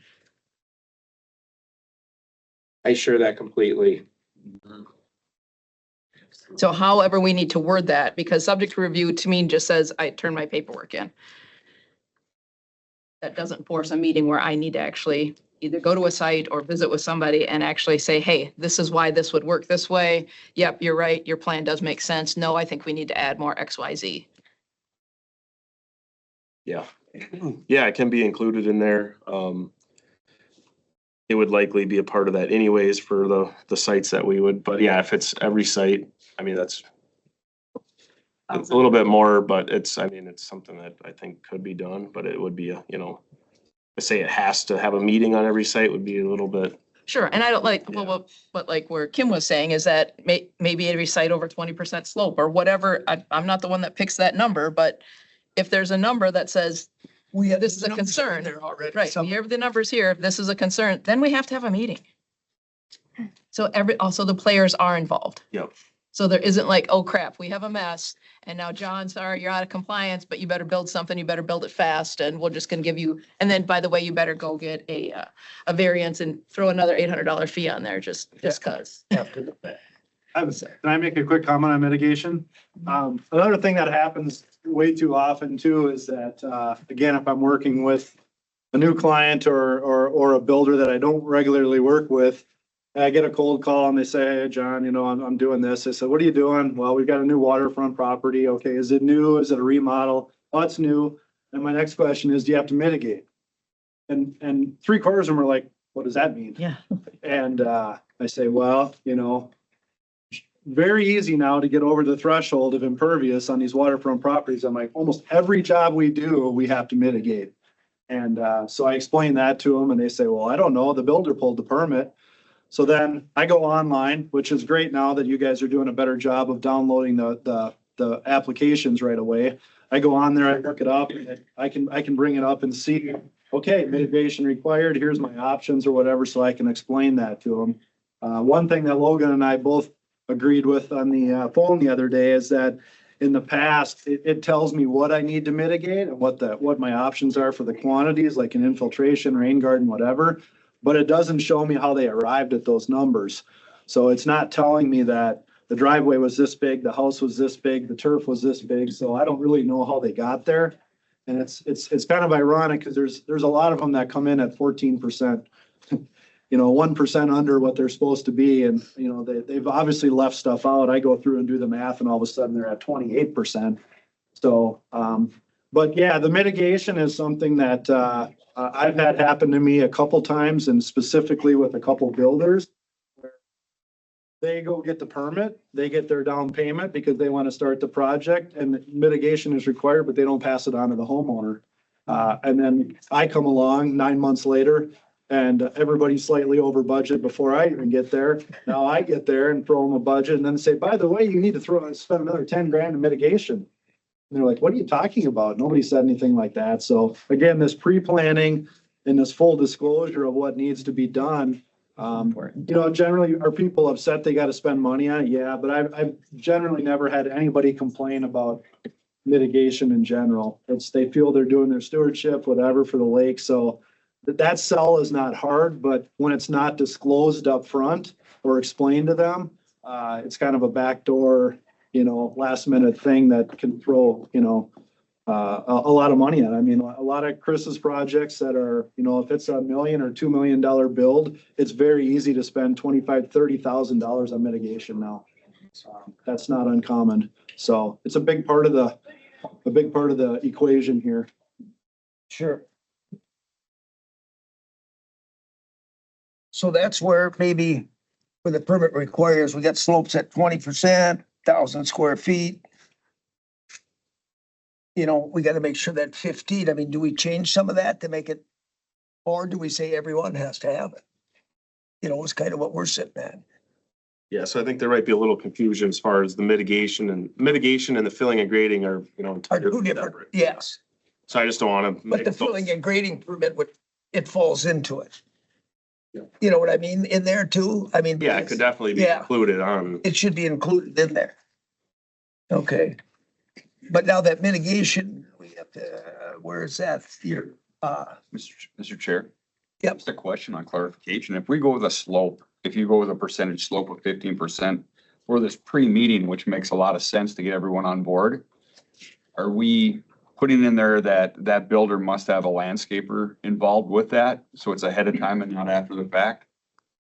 That we require a landscape, that we have a The landscaper, builder could get he could call whoever he wants in. but they have to be at that meeting though. to have correct? No, I don't That's think what we're they'd have to saying. be at the meeting. They'd have to have Plan.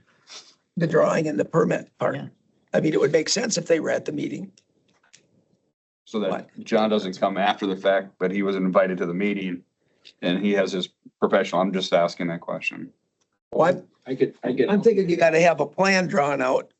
It's nice to have the plan, walk out there and look to see if it's gonna work before the I think construction. starts. a very easy mechanism is whether you're a contractor and that's coming or you're a homeowner walking into zoning. If you walked into zoning and let's just say you have a percentage of grade, whatever it is. Again, I think working with landscapers to get this language dialed in and a sewer contractor figuring out might be a little better, but I'll give you, I'm just not. I'm exempt, so I'm good. I'm not, I know you are. That's what's amazing. You don't have to do anything and you tear the lot up more than we do. But Mo, I think the thing is that if I walk in there and I'm just a homeowner and I say, hey, I want to build a new house or a boathouse.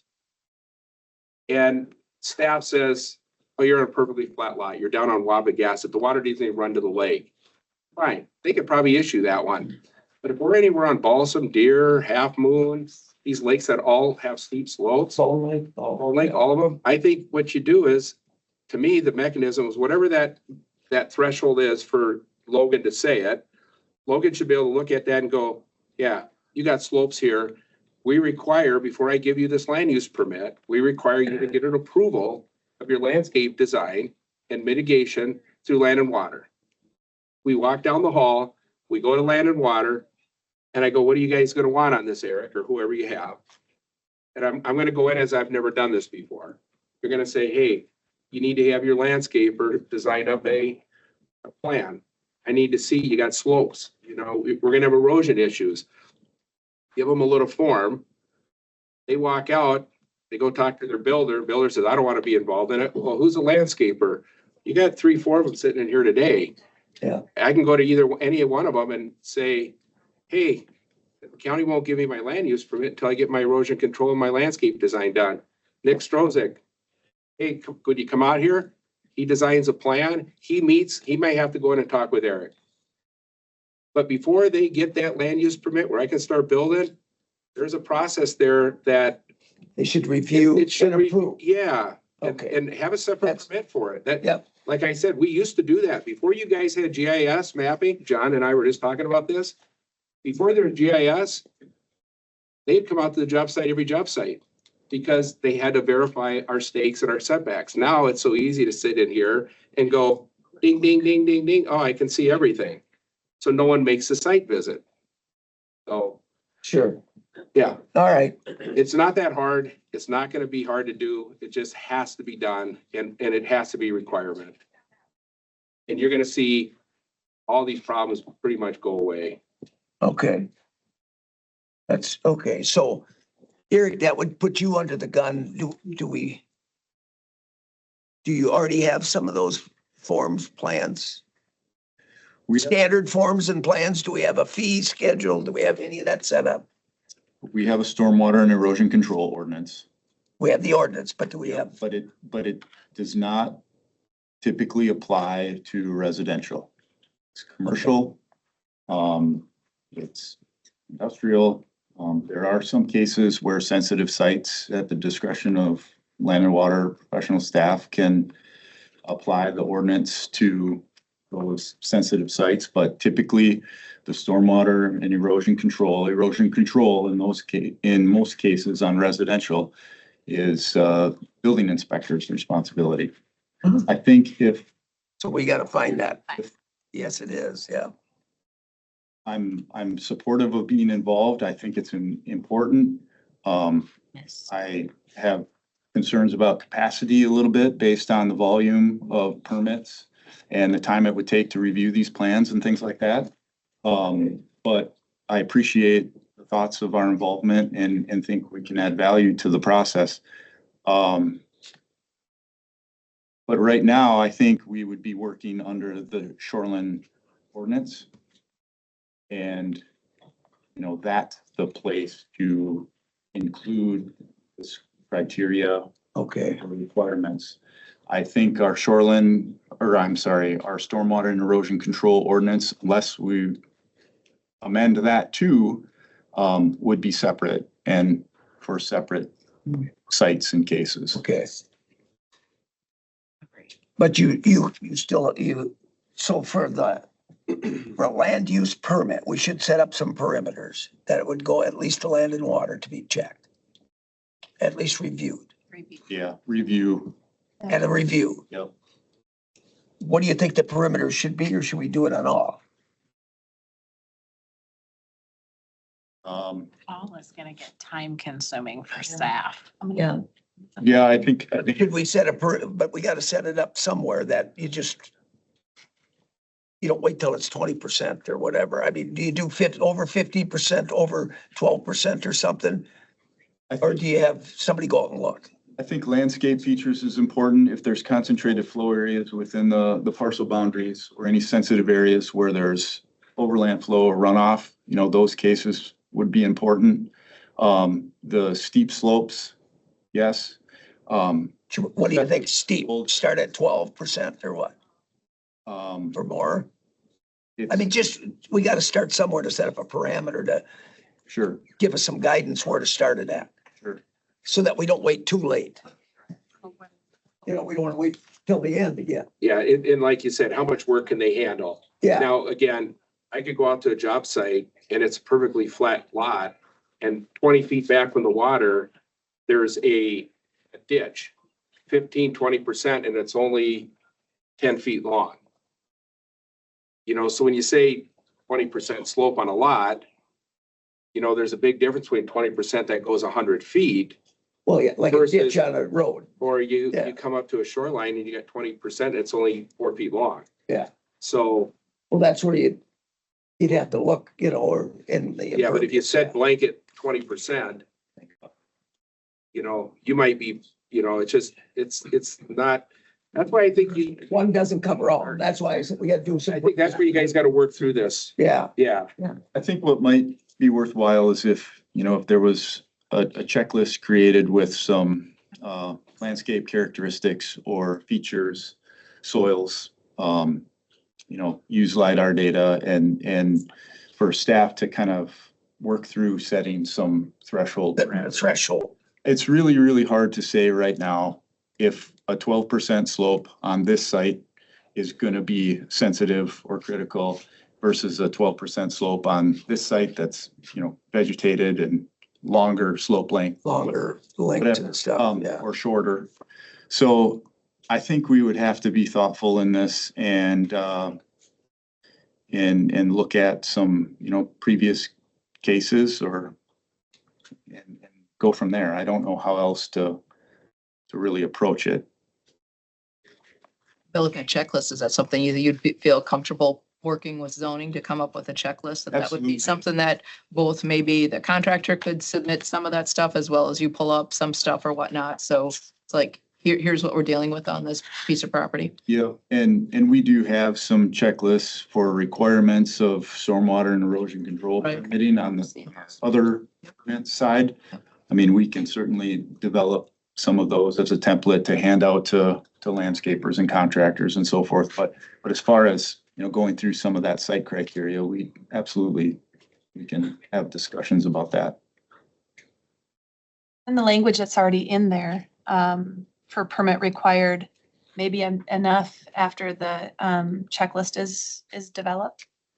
It's developed in according to everyone's opinions. Well, we should look at the UDC people, if they're supposed to be doing this too. I mean, are we stepping on their toes or what? Or if they're not doing it. It's different than land use. I mean, know, we deal but with, I mean, we deal with what we have. If to they're deal the with. inspecting agency and they're paid to do it, why isn't it being done? Because they don't. Yeah. Because they shouldn't show up to Because each one they of them. don't. Do you have a question on that? I think a lot of us could agree that the UDC inspector's competency is not like Eric's. Ding, ding, ding, ding, ding, right there. So you put them in the same category as the DNR? Stop. No. Yes, I Not do. allowed. Okay, there. That's what we gotta The know. nail right Yes. there. We're really digging into the permitting process here, which is good, but like at some point, language that's in the ordinance, I mean, we can talk about that permitting process moving forward, but that language is what we need to submit something. Chairman O'Connell? But So one of the things, when I talked to Susan at the DNR, I talked to her about all this stuff that's been going on in our county about retaining walls and some of this things, in very detail, which I won't bring up here in public. But she was very open to the idea of this mitigation stuff, having land and water involved. She was very open to, it's your guys' ordinance. If you guys want to do these landscape beds, they're not retaining walls. She says, we're not gonna have a problem with that. So I think a lot of this is what I took from that meeting with her was that it's the county's ordinances. It's our ordinance. We live here. You guys have to support it, but it's our ordinance. It's not one person here in the staff room. It's not the DNR. It's ours. We live here. We do this every day. She basically said, you guys send a draft over. She goes, every county's gonna be different. And so that's where I think you guys feel like you should have the freedom to listen to these landscapers. It's not my bag, but I see it on multiple jobs. And I really think that to come up with some common sense things here and to be prior to this process, you guys in the county for the last 30 years have always involved in this process, the public. This is the first time I've seen it, not involve the public. And I think that's where there's this issue that you guys feel between us and staff, because I have no confidence right now that I can go to staff and talk to them about any of these ideas. That's why I'm here today, because there is not a relationship anymore, that there's that trust. And I'd like to get that back. And I'd like you guys to, like John Hall's comment, I'd like to be able to sit down with staff and talk through these issues, and that we would have some common ground, and we would develop something that we could come to you guys and say, guess what? We're pretty much in agreement. That would be a lot easier than the way we've been doing it the last year. Okay, but we're working. Oh, no. Okay. Still, we want, Next month. uh, It's just a little. mitigation part, all right. Are we, are we still gonna do the point system? Yeah, it's currently in here. It's in here, I know, Another option. and that's as an option. What are other options that are used for determining if it isn't the point system? Besides the point system, our current options, which are the land use runoff rating and the replacement or removal of non-conforming structure. So the same way it's being done right now. Okay, so It just adds an additional option. This would add some other options for it, yeah. This is more for the homeowner themselves, if they truly just want to decrease their viewing corridor, or, you know, remove passive restoration of their, buffer. Those are things that they could likely do on, they might still hire a landscaper, but those are things that they could do on their own. If it's truly just a small garden shed they're putting up, but they're over impervious, instead of having a whole plan to go through for mitigation, these would be options they could do instead of that. I mean, they can still do the other option, but it just seemed like some of the smaller projects are like, okay, well, if you're open to doing one of these other things, you really need a whole plan for a shed that's going, you know, 200 feet from the water. And so does the mitigation handbook, shoreline mitigation handbook, then list those options for them? yeah, yep, it would list these options out for them. Still working on trying to explain the runoff rating worksheet. It's a difficult worksheet to get through, so it's tough to try to get that into terms on in a mitigation worksheet itself or handbook. But we're currently working on that. So that's what the impervious surfaces up the 15 to 30, 40, 60, all them percents Correct. is in that, okay. If you're going off the point system. Changes that, you know. I have a question on the point system. Yeah. So reading through that, what's the baseline for the points? Or are we using the runoff rating worksheet and then those points are coming off of that? Or I see the +1, -1, 2, whatever, but what is the threshold? Where are we trying to get to? So in underneath A, it states how many points you would need to obtain for the certain types of projects that you do. Under 2, which the labeling might be off a little bit here again, but then your opportunities to obtain points, you would need to obtain that many points to be sufficient plan. Okay. So the land use runoff rating is still on its kind of own thing. Okay. So if you keep doing it the way you are doing it, you wouldn't likely ever work with the point. You could, I mean, if someone's like, hey, I'm fine with letting my buffer go back to natural, and you could, I mean, it might be less work for you, but in the end, it would be an option that they could. On the runoff rating worksheet, you said you're working on some stuff. Are you trying to, one of the issues that I had, and I think we ran into with your department with Dylan last year, is there's not a great way to get the credit for if there's existing mitigation on site, you can't really plug that back into the formula. So that's something that I see as an issue with that or whatever. I'd like to see something that says, okay, 5 years ago, we did this mitigation and whatever, make sure that we're getting credit for that or whatever. Because we had to do it longhand kind of and just make notes on there because there was no way to physically do that. It wasn't accounting for the work that had been done previously. So just a little thing. Okay.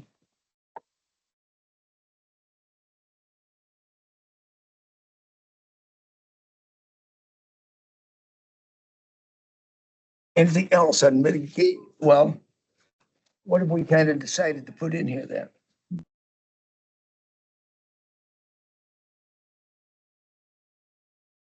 That's something we might have to sit down and go through to get that handbook and the runoff.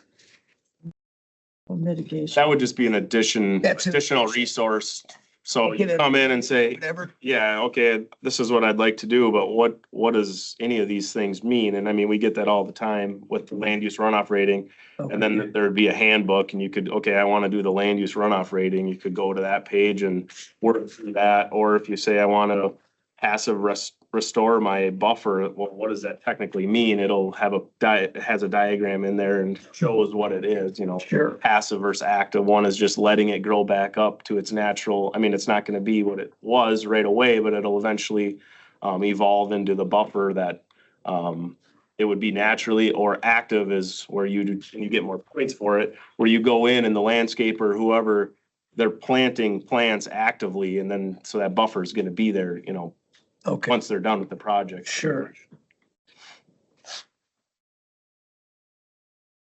All right. And to be clear, yeah, the lettering on the mitigation section did get a little bit messed up in the formatting again, so I see where it might be confusing. I think most of the other spots are good, but where the letters are, it's not exactly how it should look, and that might have been what Supervisor Kelly was getting a little bit Sure. questions on, because it kind of looks like it's all underneath. Yeah. Whereas the 1 and 2 should all be underneath one thing. That's one option. And then the next one where it says 3 currently, that would be 2, and then pre-post would be 3. So there's still three general options. Once you pick or if you want to pick the mitigation point system, that's when you would go into that specific section. Okay.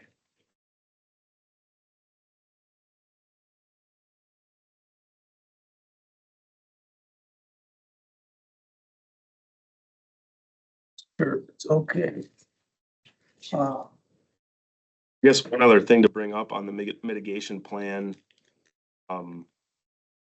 which hasn't been brought up, but just to be transparent on everything. Seems like the 2 years allowed for mitigation seems where things can get forgotten on the back end. Not all projects, but it does seem to happen quite a bit. So underneath A2, I have it at 1 year, but I truly wasn't sure if the committee has any recommendations on, because I mean, some of these projects may not start for 9 months, and then if it's a year from the issued permit date, I mean, then you're sitting there talking about 3 months, and I just wasn't sure. I mean, maybe 2 years to keep it is the best, but it just does seem like once you keep throwing stuff out 2 years on specific projects, they do get left behind. So I was kind of battling with how to make that, and it might be more of the mitigation pieces where you're requiring, you know, replanting of trees and stuff. You know, you put that out 2 years for a property owner, and they're not, a lot of times they don't think about it until, you know, they're a year and 10 months in, and they go, oh, or if they even think about it again after they get their permit. So that's where, I don't know, the 2 years can be an issue, but also 1 year could be an issue too if the project doesn't start for. Well, some builds take a year. Yeah. They're pretty big. Exactly, yeah, and the build could be. So the 1 year probably wouldn't hurt, but I mean, I would, when the citations may be issued, just that the 1 year that the permit doesn't run out. Can't be with the. It would be a possibility of 2 year permit, extension. but a 1 year inspection or something Yeah, so like that. my initial thought was where it'd be, you know, more on the discretion, like, okay, the year's up, but obviously nothing started out there. But I mean, the way our ordinance currently is if you don't start the project within a year, you have to come back in for a permit. Okay. It's good for 2 years, but if you So the don't permit start is still within a good for year, 2 years. So if you start within the first year, a permit is good for 2 Yeah. years. And I think that's why the original mitigation plan was for the 2 years. For the 2 'cause that's years, full okay. Permit length. But if nobody goes out there and checks, how do you know when they start? You know, Yeah. I mean, it's, Chairman, I'd like to make a comment on that. on the 1 year or 2 years. Yeah, Is it- so a lot of times we do pull permits, like, let's say I pulled it this fall, or we thought we'd have a good winter. And clearly with the frost this year. So, yeah, our land use permits, a lot of times we're starting 3 to 4, 6 months after we pull the land use permit is when we actually start to dig. Some of the projects are so complex now, they're taking up to 15 months.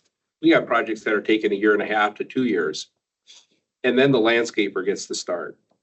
So in our building permits, the way they go is you got 2 years. So you got 1 year on land use.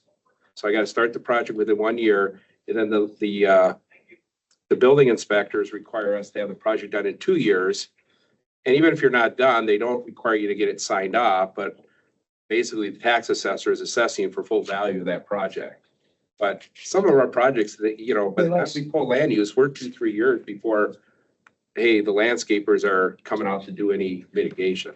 Cause they gotta wait till the gutters are on the house and, Sewers in, Yeah. wells in, all Yeah. that other stuff, yeah. yeah, So maybe go back to 2 years on that. well, I mean, the permit's good for 2. yeah.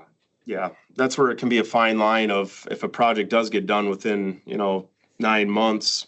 Now we have, but It could be- there's so many yeah. different variables of projects out there. It's not just specific home Yeah. builds and this, but if you have 15 months where technically they don't need to put it, but you would want that installed because everything's there, that's gonna be, but if you say, oh, there's a month or a year and a half where it's just gonna be, Sure. nothing's mitigated for that year and a half.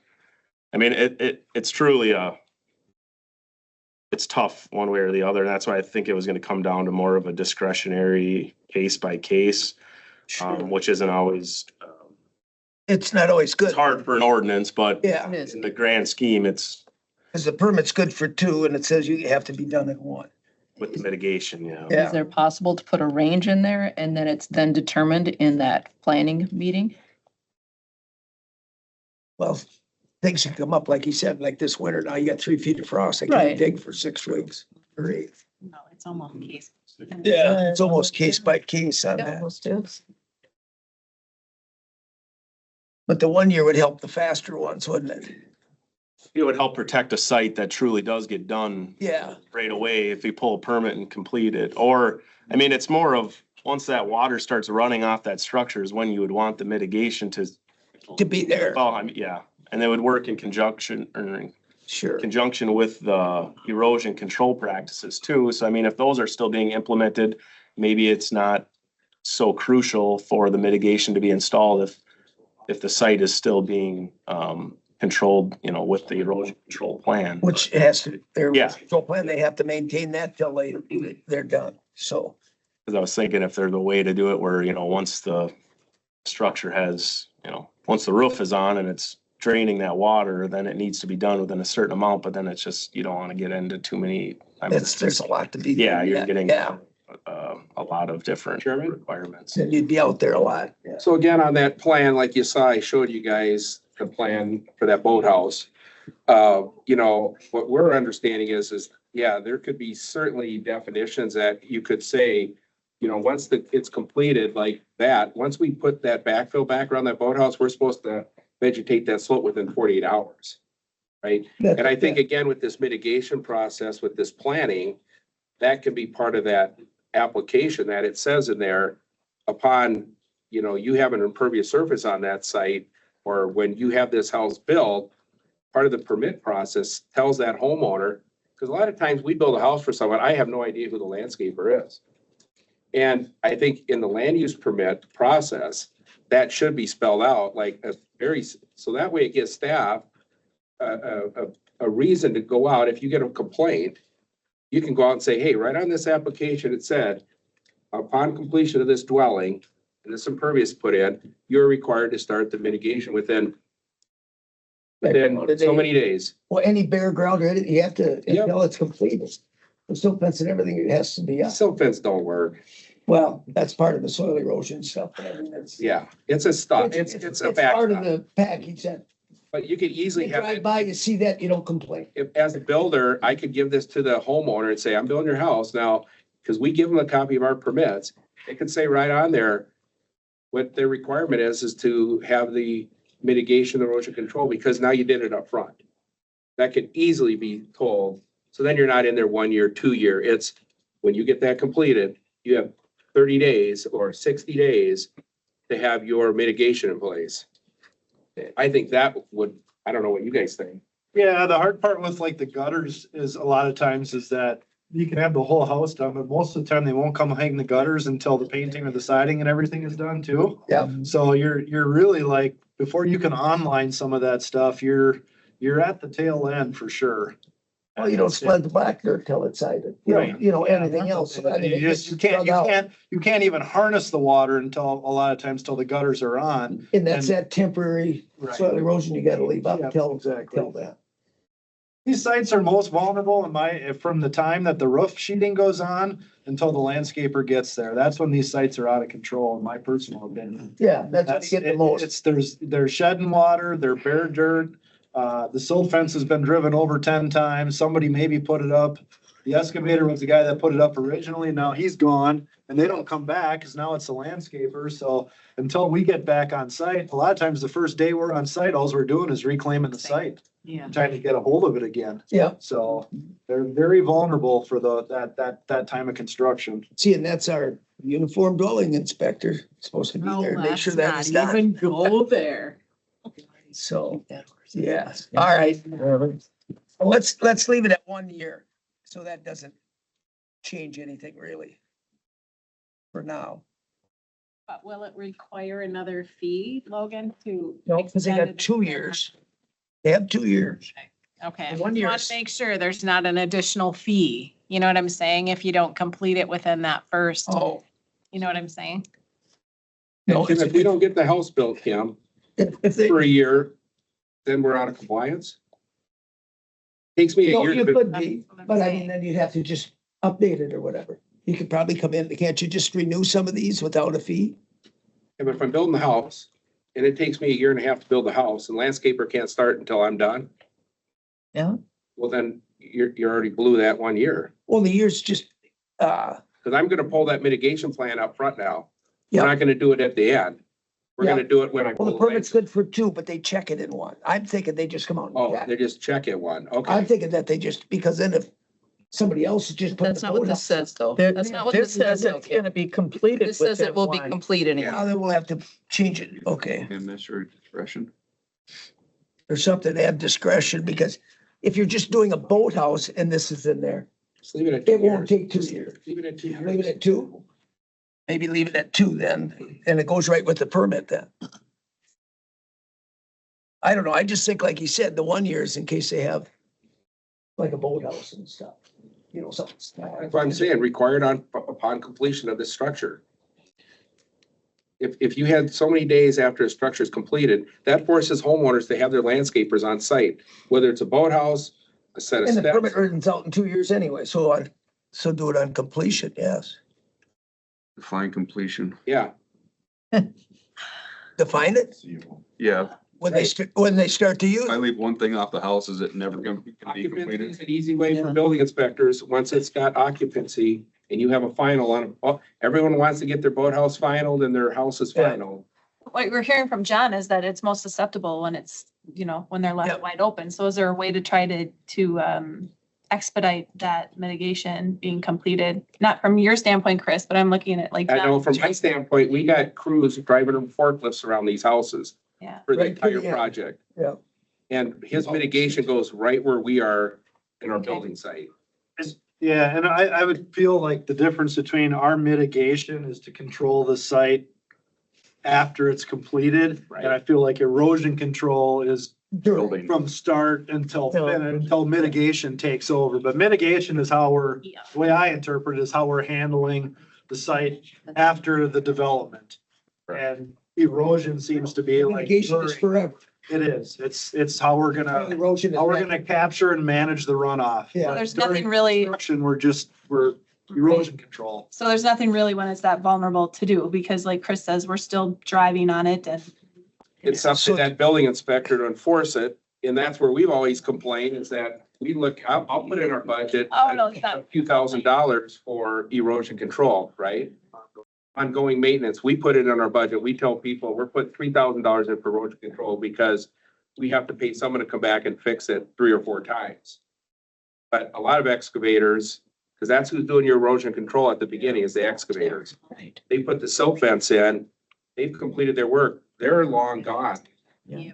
They don't finish grade anymore. That's up to the landscaper. So the excavator's gone after that. So once they put it in, so then it's kind of the builder's responsibility and then the landscaper gets there. So you almost have three different people that are trying to manage the site during construction, although it all falls back on the homeowner, I believe. Yeah. That's whose name is on the permit. That's whose name's on the permit. That be part of the checklist when we go through and do this whole, how we're gonna handle all our erosion control? And I mean, I know I'm crossing over erosion control versus mitigation, but it can be part of the checklist as far as who's responsible for this, because there's no doubt is that you're gonna have contractors that are gonna go the cheapest way and you're gonna have the biggest mess, like you said, and then you're gonna have the ones that aren't. But if you have some sort of guidance, I mean, because you're gonna have 37 different options all the time. So how can we get a document that's working, that's usable, that you can also use to help enforce for the outliers, but also give guidance to the good players?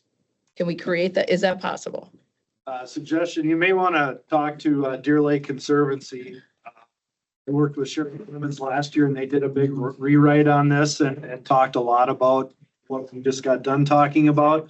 And they're actually doing some funding for homeowners to help offset and manage the site during construction because they agree that the sites are most vulnerable then. So they have some language in place. I'm not saying it's exactly what you want, but you wouldn't have to start over if you looked at what they have. Right. But they spent quite a bit of time on that money last year doing that. Right. Well, and I think Eric, you had talked a little bit about Deer Lake Conservancy. I mean, you've done a lot of work with them, I'm thinking, Yeah. right? They're usually Good example. They're usually way ahead. I mean, they have a full-time, Cheryl is a full-time person. That's all she does is work on that. But that is, I think that's in 90, what are the complaints? It's not about the mitigation. It's about the soil erosion during the building. So I think that's where we got to concentrate a little more. I mean, that's, I think what you guys get too, that they want you to come before you can do anything to control it. But I think that's what we get as complaints.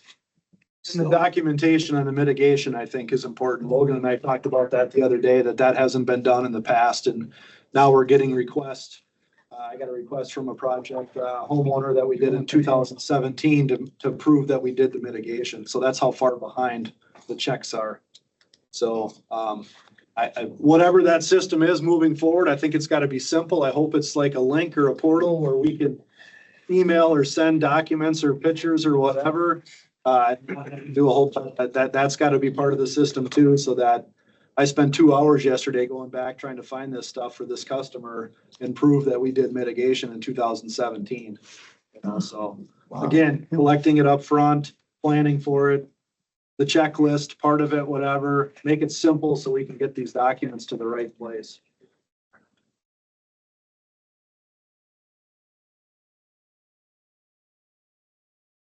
And we do have it agreed, and the current owner is solely responsible for compliance with the terms of the section. So that's something they should get read into so that they say they didn't get it. It's like me, I give them all the papers for a sewer. 2 years later, where's my sewer? They don't read the paper, they just throw everything in a pile and go. So, all right. It's what? The homeowner's defense, though, they don't know it needs to be done. They're just going through the process. But when you get a stack of papers and I not know. anything, They don't but care. you They sign your just name want their to it. house done. Not everybody thinks like you, Kim. That's, we're lucky. Everybody has highlighters, Kim. Come on. Yeah. All right. Where are we at? Yeah, Lunch break? it's only 11. There's no lunch break. Yeah, there's no lunch break today. There's no We're lunch just gonna break. muddle through. I'm just trying to think, let's get through the shoreline, whatever else we have for questions. The bunkhouse stuff pretty much stayed the same. Our dwelling units, all that stayed. That we could jump into subdivisions where the crossover is and stuff. You don't want to talk about my setback averaging questions, Kim? Oh. You want me to go back to those? Setback averaging, how do we met? We have.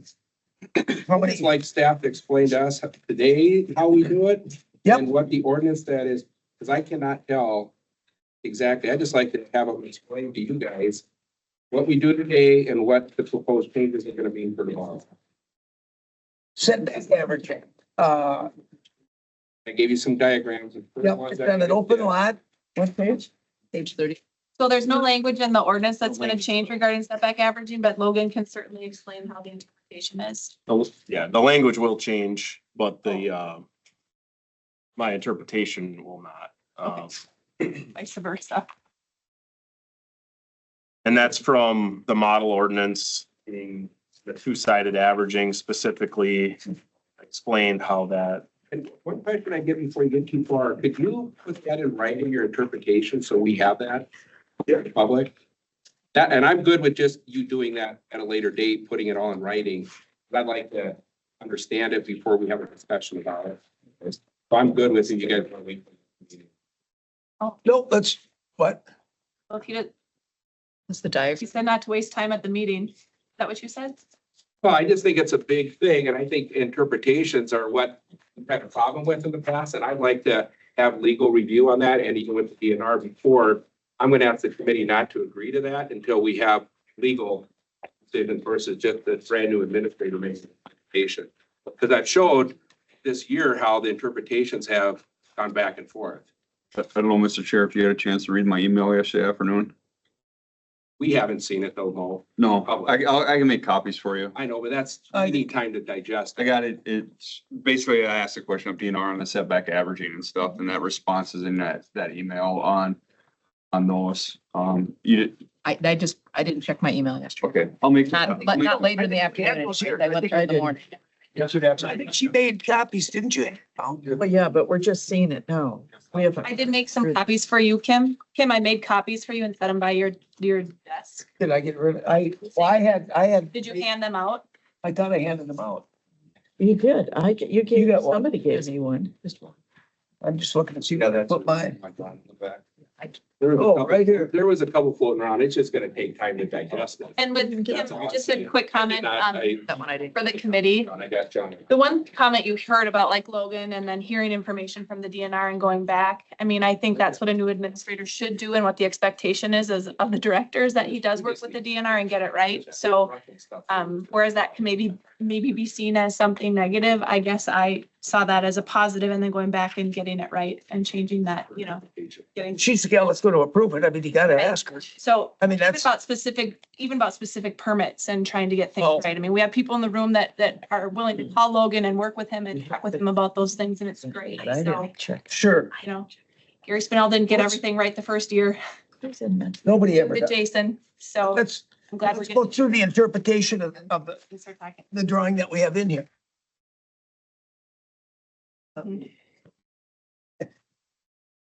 You said page 34, Page 34 is Page where, 34. is where the schematic. 39 in the packet. but 39. Oh, I'm sorry. Yeah, 39. 30. Sorry. No, which page number I'm reading? So it's page 39. It's 35. Yeah, so it's here. Ow. 34 is up. So it's the drawing on top. Yeah.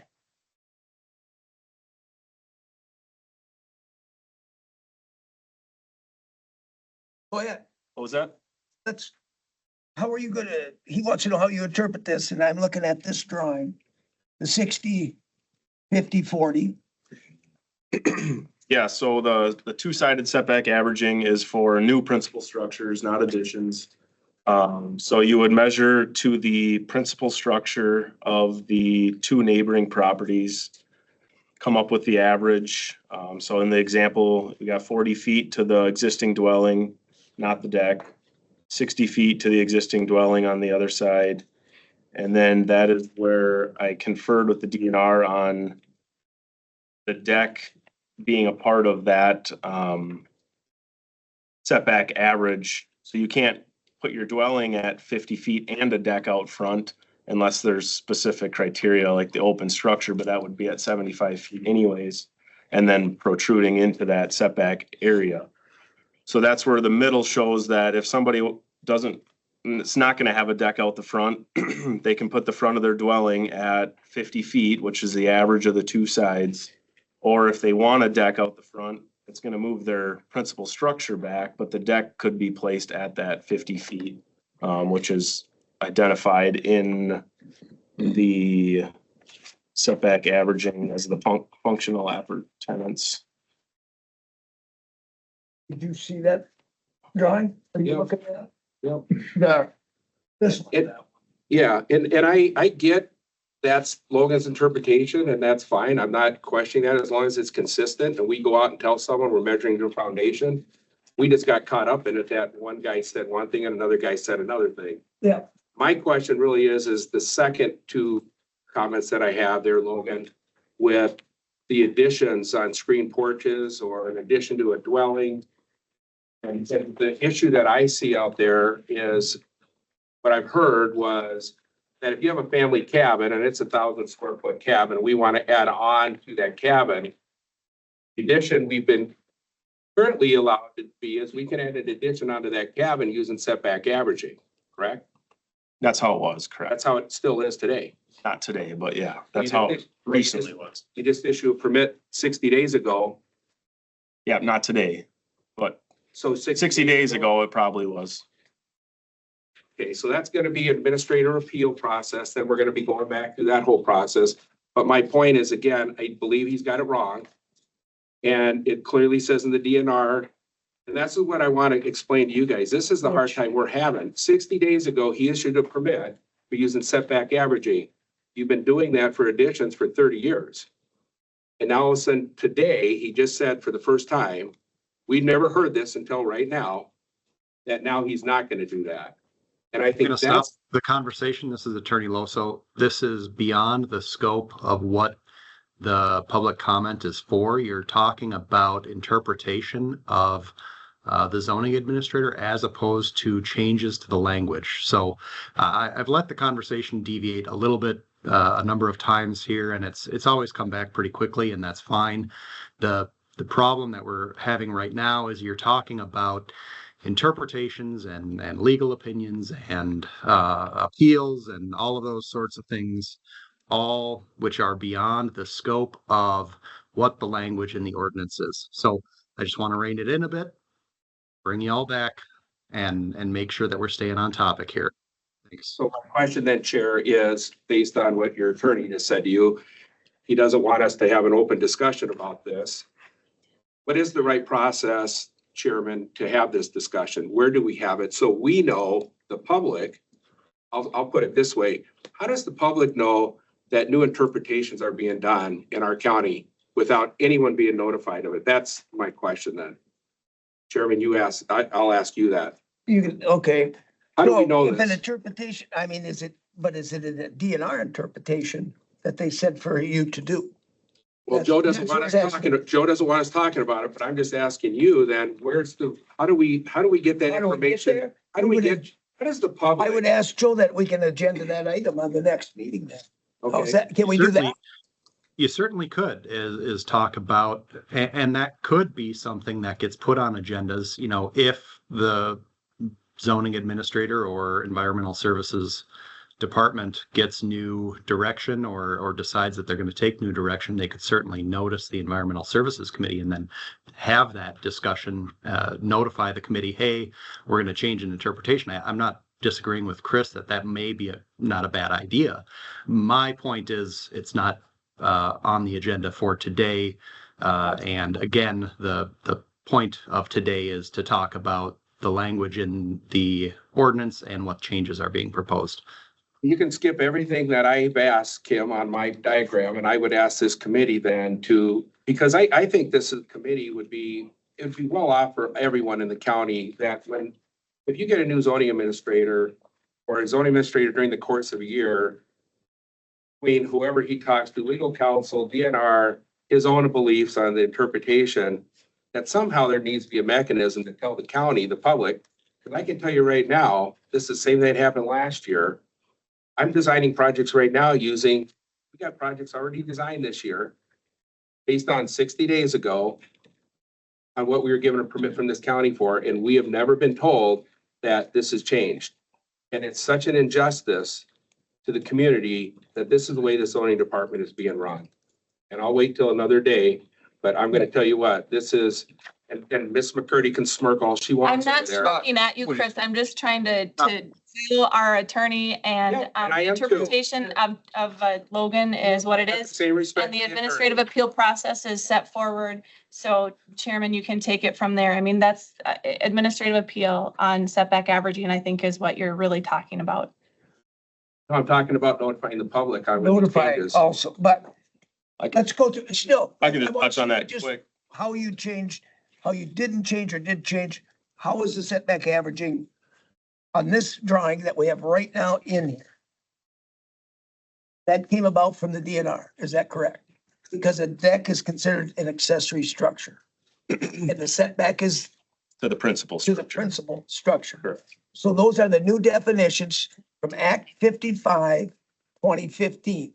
Is that not right? Yeah, and then in the model ordinance under 7.3, the note below it states that 59692 1DA requires counties to adopt the standards for two-sided averaging consistent with this section. And that section is what lays out that this is for a new principal structure, whereas our current ordinance doesn't state new principal Didn't structure say in it. new. But Okay, so it does say new now. All right.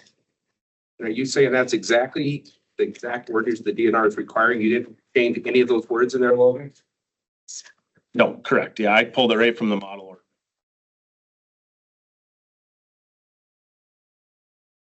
So that's how this drawing got in here. Because when I went through too and found where back to 2015, when they took building out and some of these other things, they kind of made a mess of it, but. Okay, The drawing was put in, I requested the was put drawing. in- Yeah. yeah, I specifically said, To "Could have we a drawing, could we yeah. have a drawing that has a deck Yeah. and a non-deck?" I specifically requested that from to put in. from Logan to put in there, so it had a good visual. So I do believe, didn't you design that on? Yes, Yeah, yeah. that was my request, that it's like, if we have questions, let's at least have a deep, because the other drawing in our other ordinance didn't really have a deck involved, and so it was like, well, that doesn't really help our problem, so. Yep, okay.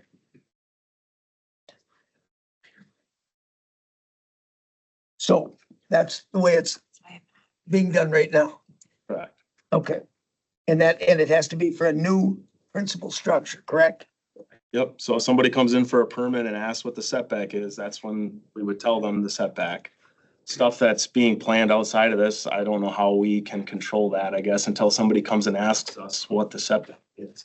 And yet there's a past expectation, but unfortunately, I don't know, I mean, what do we put it in the paper? I don't know how we get a hold of everybody, or is it just certain people that want to know? I don't know. That's where I think the committee chairman would be a great place to start, so if people know it. So at least it gets agenda. Yeah, That because that is announced. there's I mean, announcement, that'd and be- if we gotta go back to committee, because like I said, this ain't past zoning administrators, this is the current zoning administrator. Just today told us this. Okay. Does it say somewhere? Can I ask you a question? Yep, yeah. Does it say somewhere? Because to me, it's confusing that if we're looking at the structures on either side, we don't include the deck. We just include the principal structure. But then we go to the new house and we include the deck. it can be, yeah. But why do we include the deck when it isn't included on the, I mean, we've got two different, Because that's. Okay. Yeah, so To the principal structure and a deck is an accessory. I know, but I understand. I want to Yeah. see what Sharon Yeah. finds out, because I look at the picture and says the same thing. yeah, it's, to me, it should, what we're doing on the outside on either structure, we should be doing on the inside. Why is it different? Why are we not?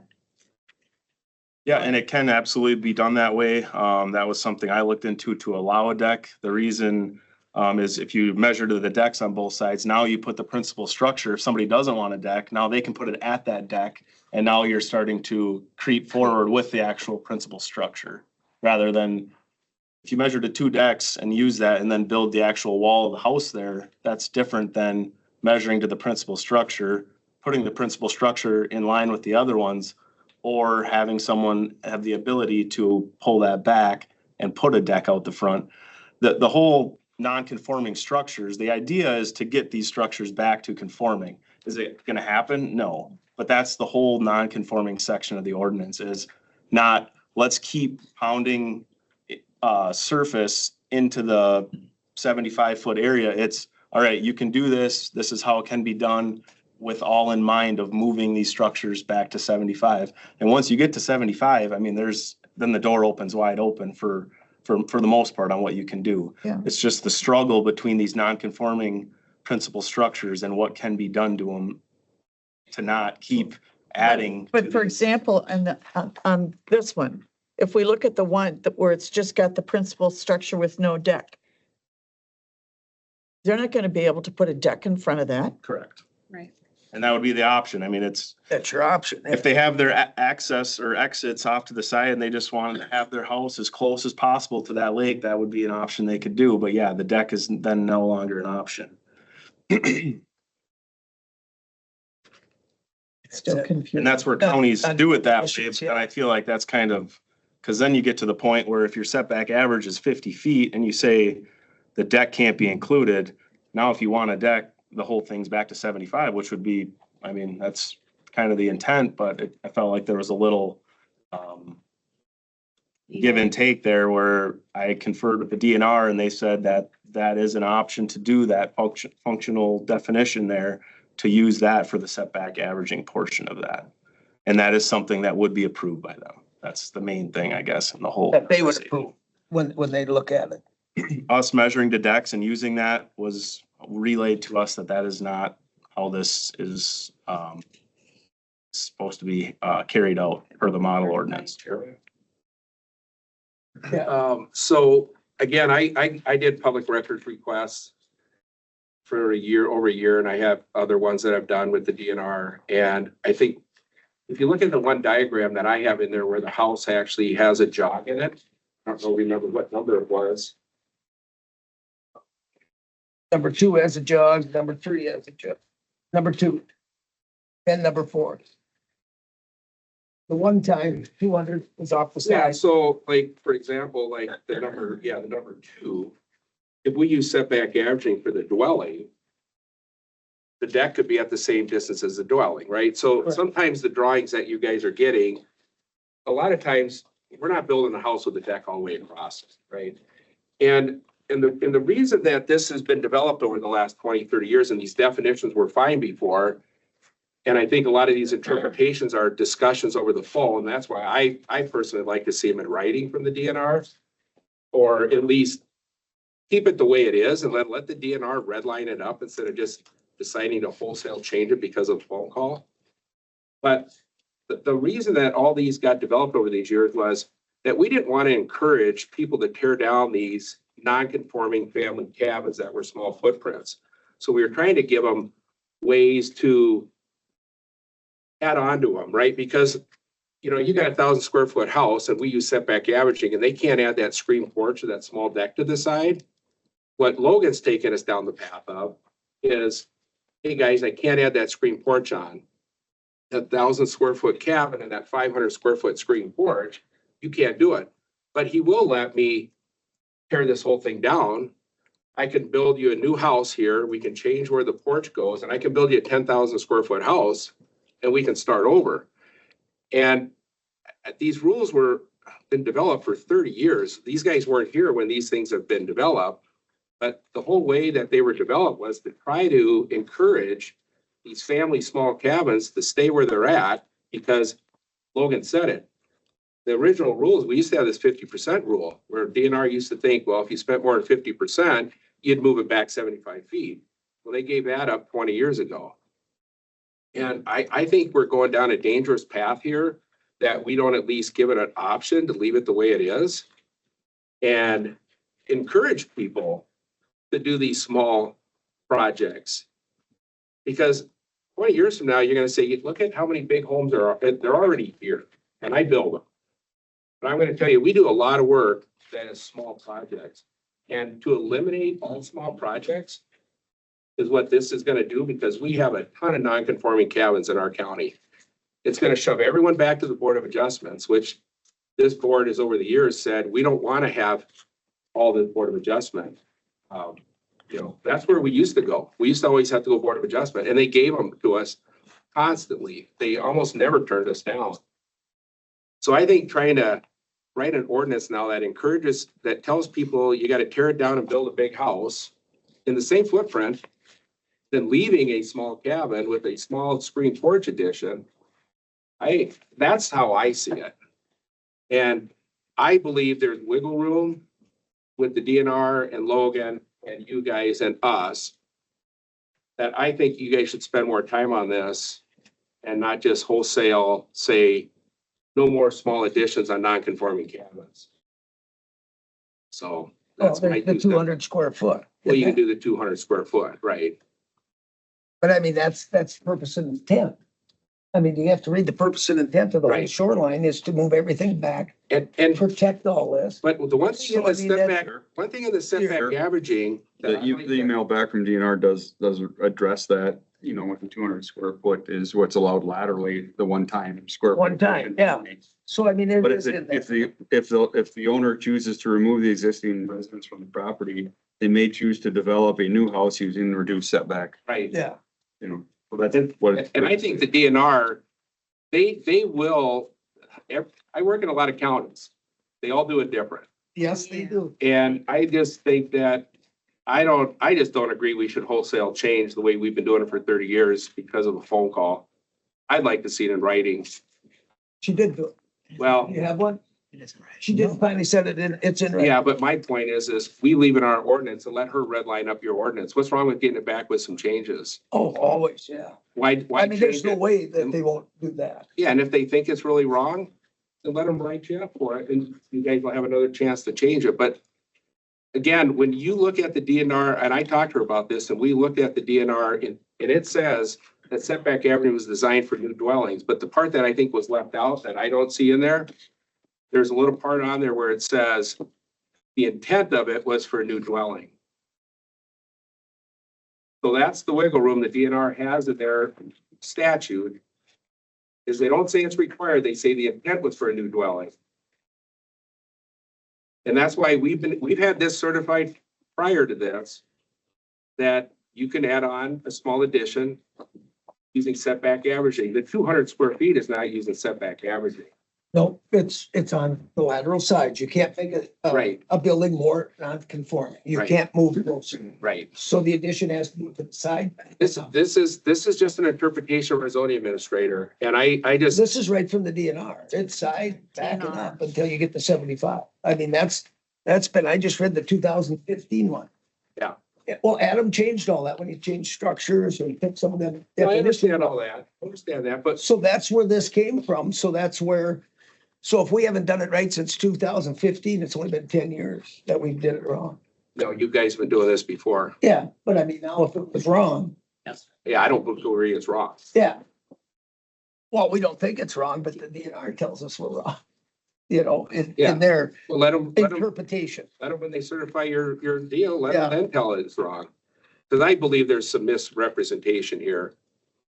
Because it's how you ask the question and how you get the answer you want. Oh, definitely. From them, Yep. yes. Oh, God, yeah. Unless you get, like you said, unless you can see it in writing and in a statute. I think he's saying that staff is asking the questions that way, and I don't agree, and I want to stick up for staff 100%. I saw the emails. At this point, why don't we just stick with what Joe Loso is saying and move forward, Chair? I mean, Yeah. honestly, I know you don't like to hear sometimes things that hurt, but it's the truth. That's enough. We're done. Let's don't get into that one. Oh, yeah, you can't have dissension here, sorry. Can't have dissension. All right. Dissension, we need to stay a little bit professional. I mean, calling people by name and saying some of those things, this isn't professional. All right. Me saying that isn't professional either. So that's how we're measuring it. It is not for additions. That's what it said. All right. What other questions in the shoreline do we have? That we can move to subdivisions that where it overlaps. Because I think the mitigation things, I think we have to sit down and do that with Eric or something. We'll have to set a meeting up or something to get that. Well, I think we can just wrap our mind around the due process that's being asked of us and like what we're thinking it's gonna be for staff time and Yeah. come up with some options and a game plan that way. You know, I can talk more with Eric, but he did talk about that checklist that I think is gonna be really helpful. Yep. And some of those type of things. I don't know that that needs to be changed, you know, that ordinance language would change. We can certainly talk about that at the next meeting. At the next, because it would have to be added or something so that it's incorporated. Would you, I mean, anything to add on that? Not really, other than, yeah, it would need to be incorporated into, It would. I'm not sure. The options that we have and that it's either an appendix or it's right in here or somewhere, yeah. Pardon me, Chair? That it's either an appendix or something like that, points to it would be an appendix, but to do these plans, land use plans, I mean, we have to get that incorporated in this, I think. Yep, there would have to be something. You know, and set the perimeters, impervious slopes, you know, some standard things that should be on it, almost like a storm erosion plan, but put it back maybe to landscape plans. And maybe that'll help us with the retaining walls, wing walls. That would fall more under a landscape plan. You know, because where they keep saying that it's not exempt. And you have to get a DNR permit to fix shorelines and stuff. I mean, so there is processes to get these places. Yeah, all right. So what else is left then? In shoreline, anything? Otherwise, there's just a few things in the subdivision then, isn't it? Yeah, okay. Now, we were gonna ask, we had a few other comments. That the regulations on the towns that have their own zoning.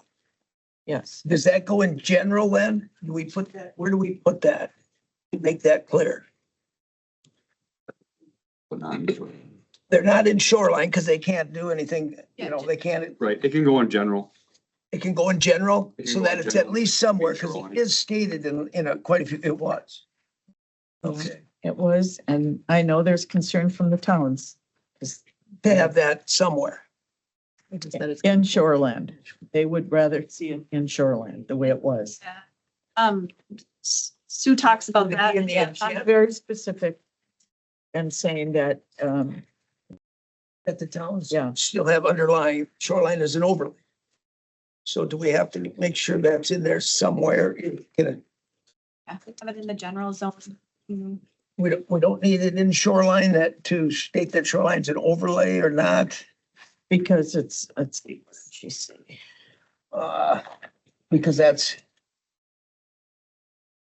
that was kind of a big thing too, I thought, you know, that the towns have their own zoning.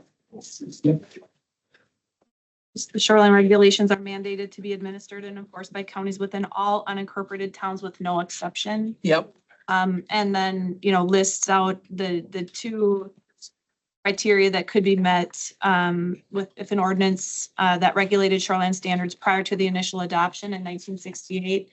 And then, or if the town regulates the shoreline standards in a more restrictive manner. Yeah. Those were the two options. And she said there's very few towns in the state of Wisconsin that meet both of those criteria.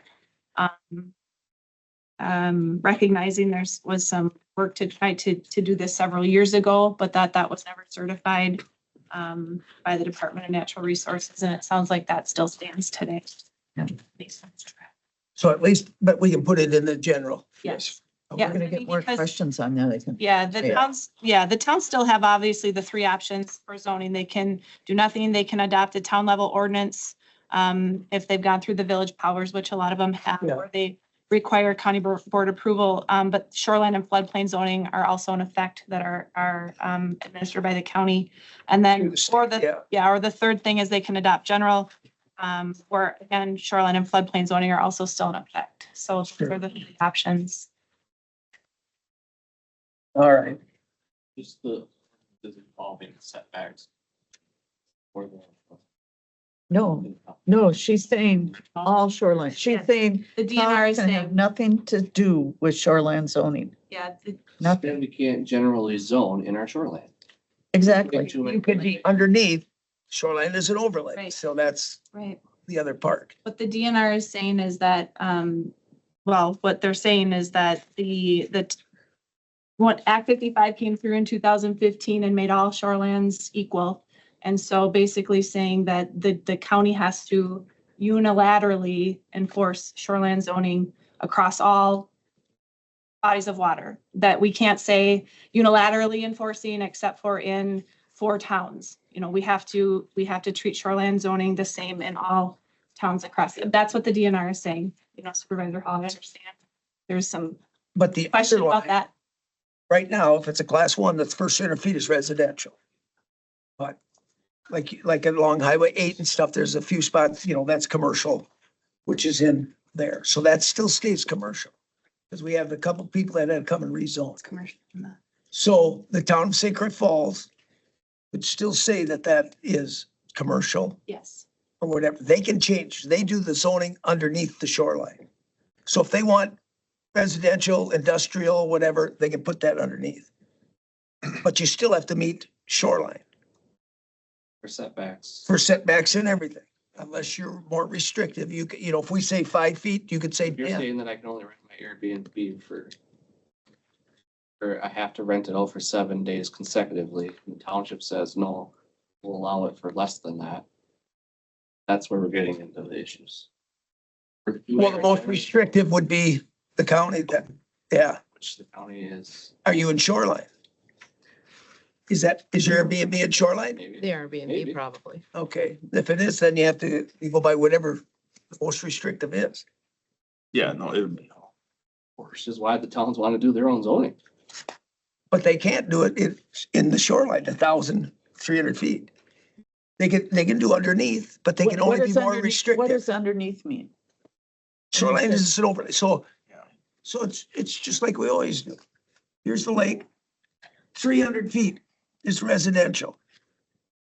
1,000 feet is shoreline. That's what the county does. Yeah. If you have a marina here, Yeah, you would zone that commercial. That would be at the town level. yeah. The town does the zoning.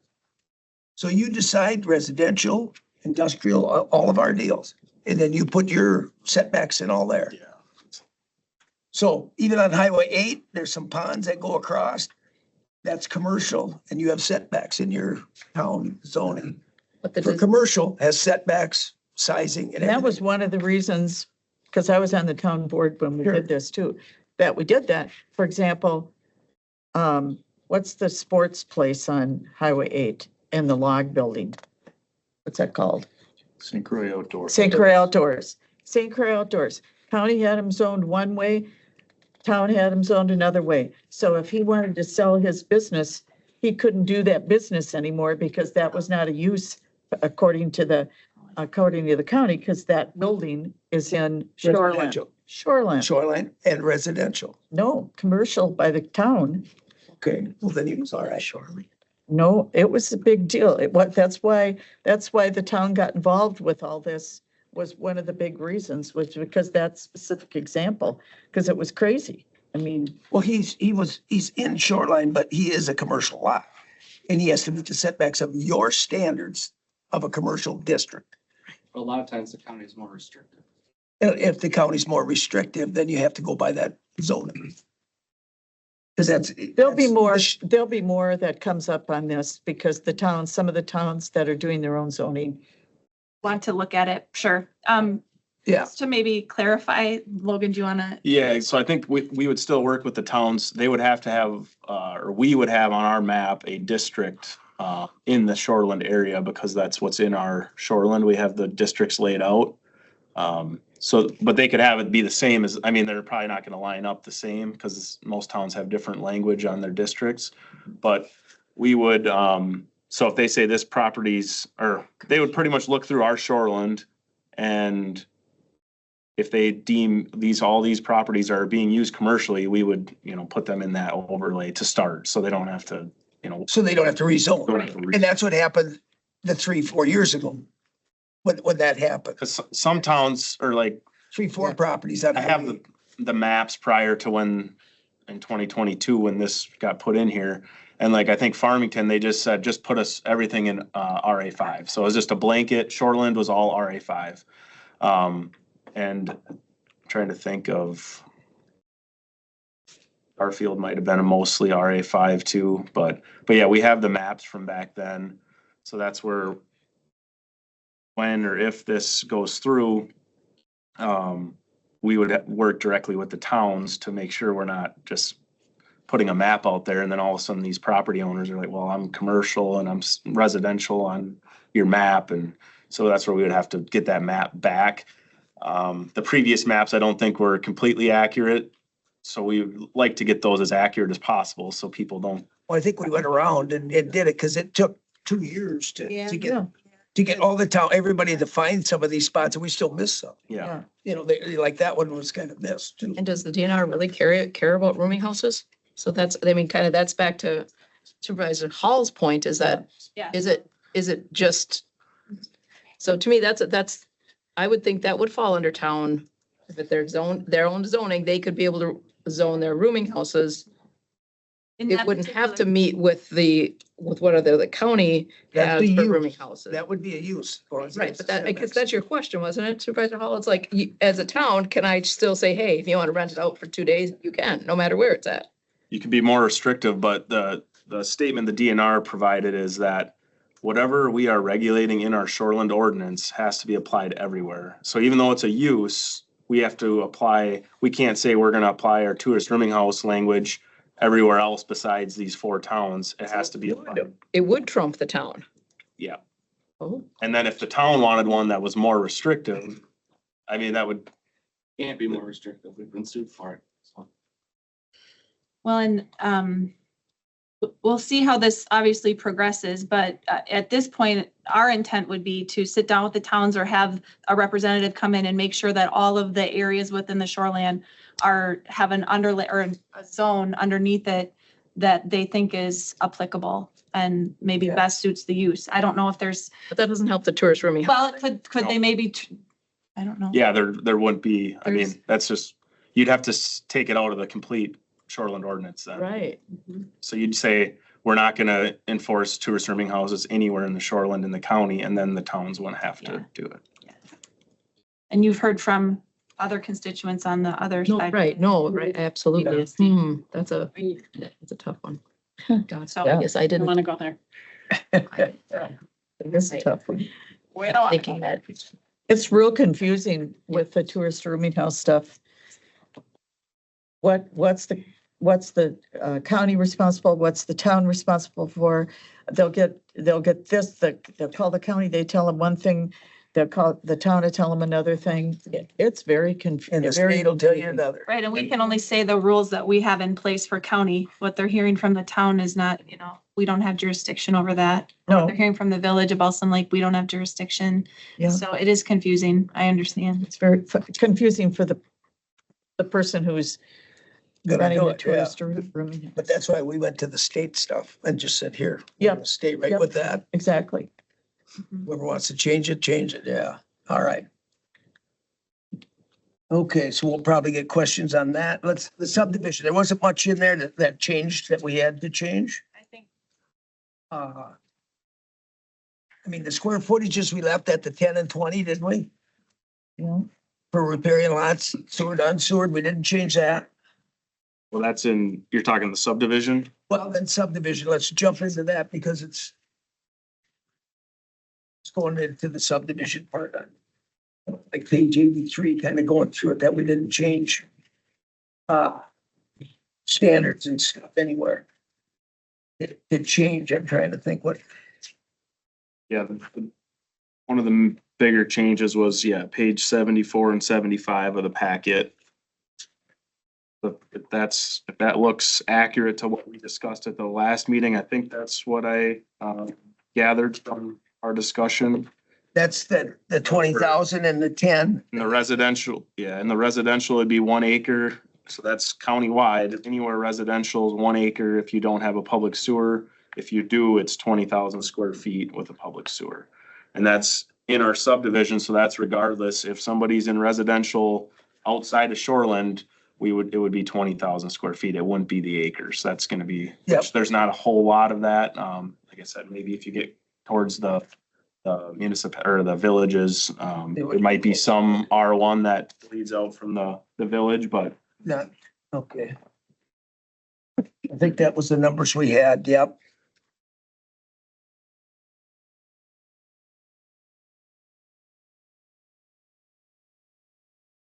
Areas, okay. Then it was just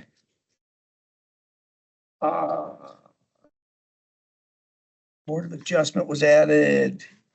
yeah, and on that, yeah, so on that, we're still looking into that. We think it's should be fine, but there is like the procedures for the Board of Adjustment that doesn't have the subdivision stating that that's an ordinance that they regular or take variances to. So there might be some changes for that in order for us to include it in the subdivision. Because currently, as in their procedures, it states that they just do shoreline, comprehensive, floodplain, and St. Croix Valley or river. Or the river, yeah, the St. River, okay. So that's where we can keep it in there as of now, but we'll be checking in on that if there's any further changes that need to be made to make sure that if one of these goes to the Board of Adjustment, they do have the jurisdiction to hear it. Okay, so it's, yeah, if it's a plat, it's not a standard. All right, but that would, okay. Didn't change the densities. Did we just change some CSM stuff? Is that in the subdivision? Yeah, that was under survey required Okay. 64 of the packet.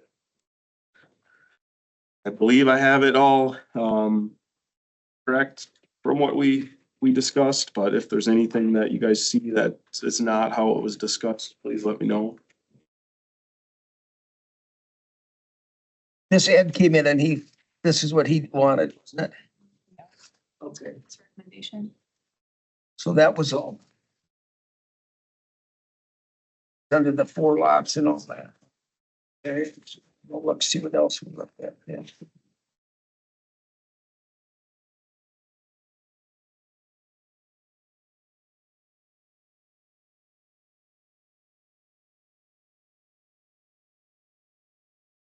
So that should be pretty good. And then in the general, so the general is where we would add that section of the authority scope of regulations maybe, or what? Where the towns are their own. So that would be added. I know it touches on jurisdiction, I think, is Definitions are in purpose. jurisdiction.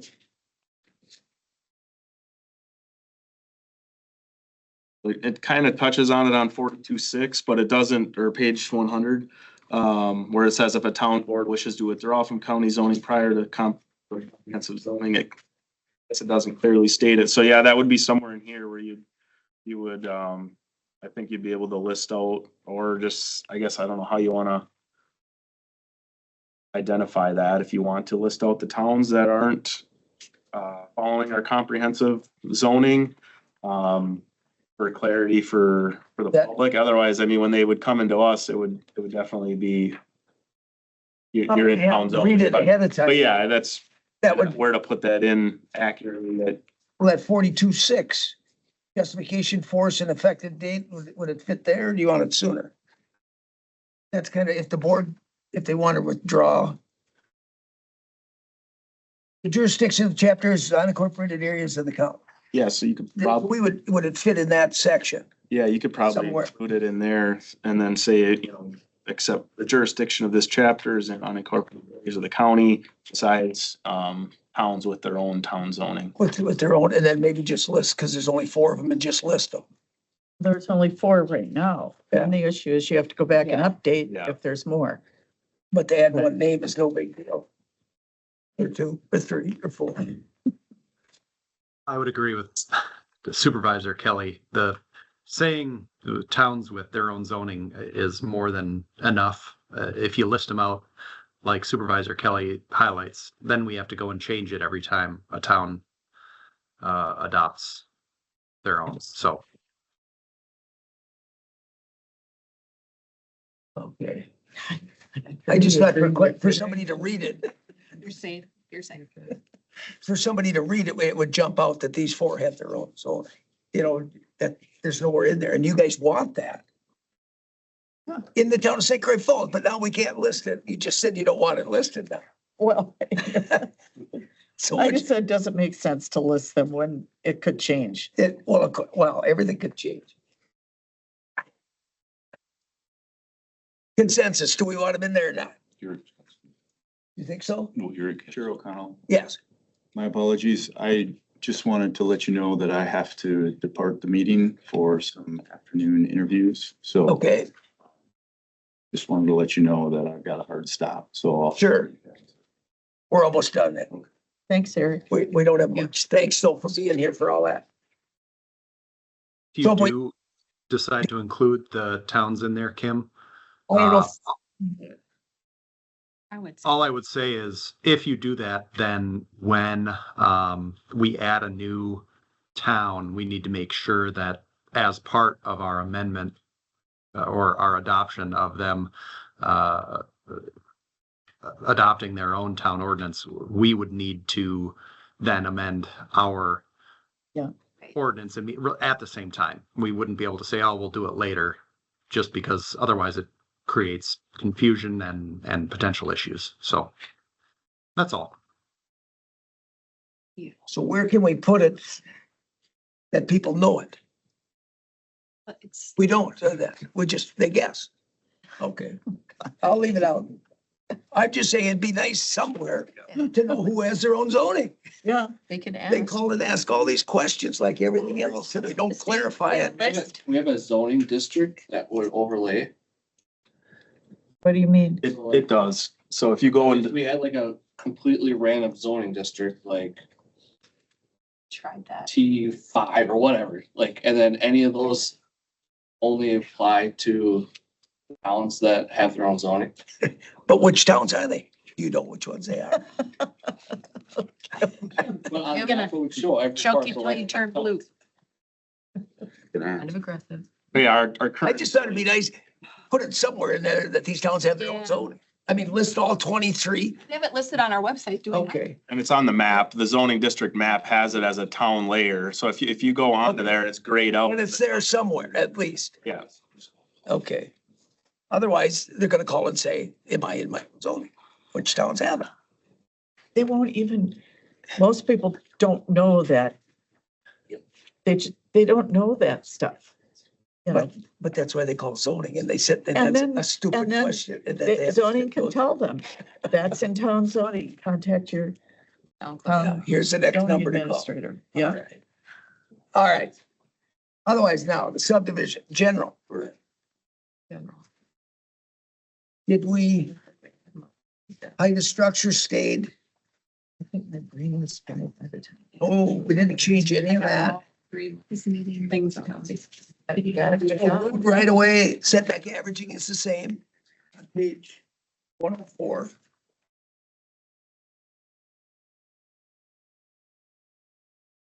Uh, 104 has that. Oh, okay, For from road. road. For the Yeah. center line stuff. So that stayed, yep. The zoning triangle stayed. And here it doesn't have decks. Because no one cares about being set back from a road. One deck, Sure. Yeah, Sure. there's one no cares. deck, there's no deck, just a front step. What's a deck looking at? Yeah. Did we?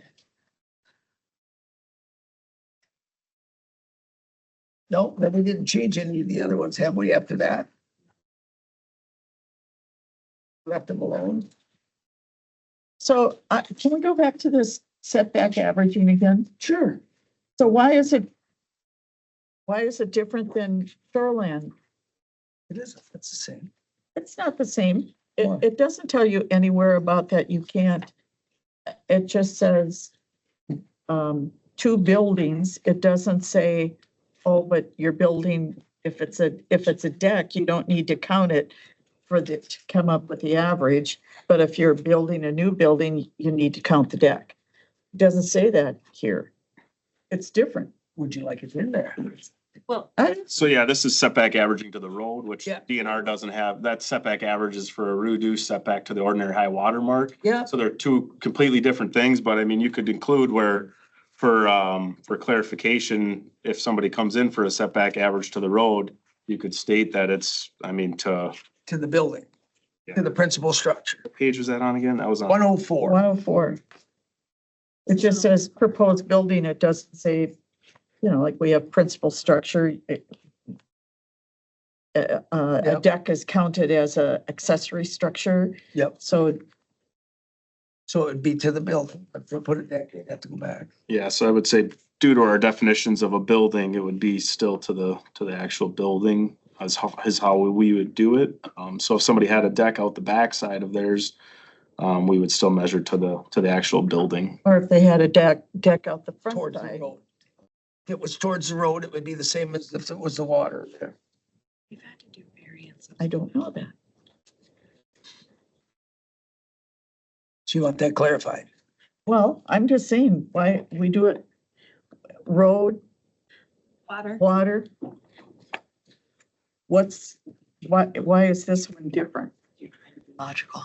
Yeah, because I mean, usually we're not, I mean, it can happen for sure where there's a deck, but a lot of times this setback average is used for sheds, garages. Yeah. So somebody else has the garage. Most people don't have garages or decks on their garage. Yeah. So it's normally just, this guy's garage is at 50 feet from the road. It's supposed to be 63. This guy's at 55. The middle guy can go at, you know, Yeah. 52 and a half. Yeah. And normally decks don't come into play, but I mean, we could put it in there.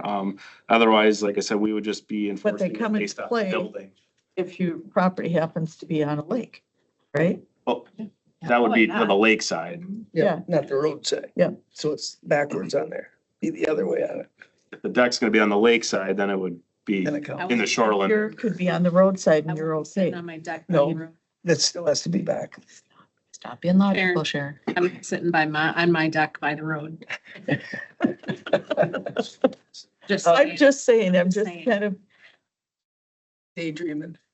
Yeah, no, not even. a lot of people have a deck in front of their house. Yeah. All right. Okay. Yeah, 2 beers in my hand. Everything else we left then, wasn't it? The bunkhouse stuff we left. Is that correct? I'm just looking at that. Shoreland. Yeah, You that's left that alone. shoreland. Just in the shore. All right. Hey, I had on my notes from last meeting, you were in discrepance about licensed travel trailer parks, G1, Oh, that 2 and 3. whole Have a big acreage. Kim Page what? still is questioning that. Well, in the old book it's 6, but I'm sure where it falls into here. In an old book there. It was the acreage Yeah. for, it Yeah, was. it's not. I mean, That was kind of hard to read, so. For me, it was hard to understand. 2 acres, was it new? 500, Was, yes. 2 acre per one. Yeah. Yeah. Was That part. Is Yeah. that one? Yeah. Yeah. What chapter are you on? Where is it on this one?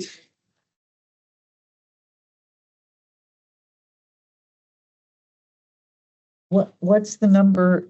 Well, it's 106 and. What's the number? 40? Page, down at the bottom where it says page, like page 27, It says 48, 54.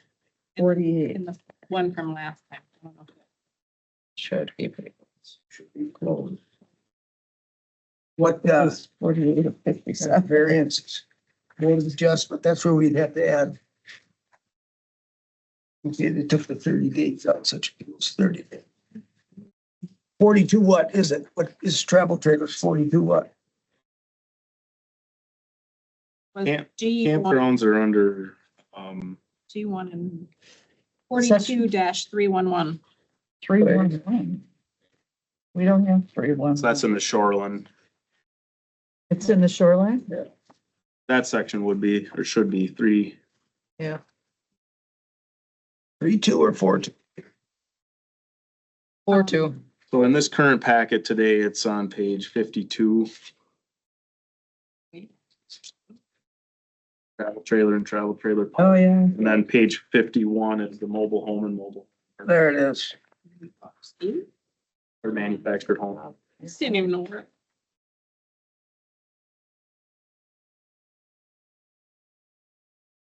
So which one are you under? The manufactured homes? Yeah, 42, 310. 310? Yep. And I think we discussed it was just gonna stay at the last one, but that's why I took it out of the color. But if there's further questioning on that. Kim's highlighter got a little wild, so I put a big note in here that Kim is still questioning. Well, that was the 5 acres, 2 acres and some of this. Oh, yeah. Remember Yeah. I that? remember that. Yeah, on the bottom there. That you have 2 acres each. So if you had 5 acres, you can only have 2.5 or whatever. But then you could have 50 feet from all the lot lines and all that. So I think we just left it. Made sure that the 2, Are you fine with that? parking spots. Yeah, he can kind of explain it. It's just a tough one. So I'll leave it to zone. I think I left, that's because I didn't mark it this time. I didn't mark it, see, Well, I had it marked. so- okay, that's it. Yeah, all the camping stuff is all Then track different. two. All right. Track three. So you gotta beat each one. One question, Sharon, did you guys leave, still put a window in a boathouse? Or is that not gonna be We allowed? took, We left that, no, we took those two out. Took those two out. yeah, but we left it the way it was. We didn't really took it out. discuss it, I mean, though. the way it was So before. boathouses are the same definition as before. So we intended. I think that's what we intended. Okay, just wanted to clarify that. Yeah. Boathouses and 14 to bunkhouses. 26. And we took that out and just said, no human habitation, storage only. It's the same way it was. Yeah, about the same way it was. And we left it at 26. Yes, And then and the same with bunkhouses.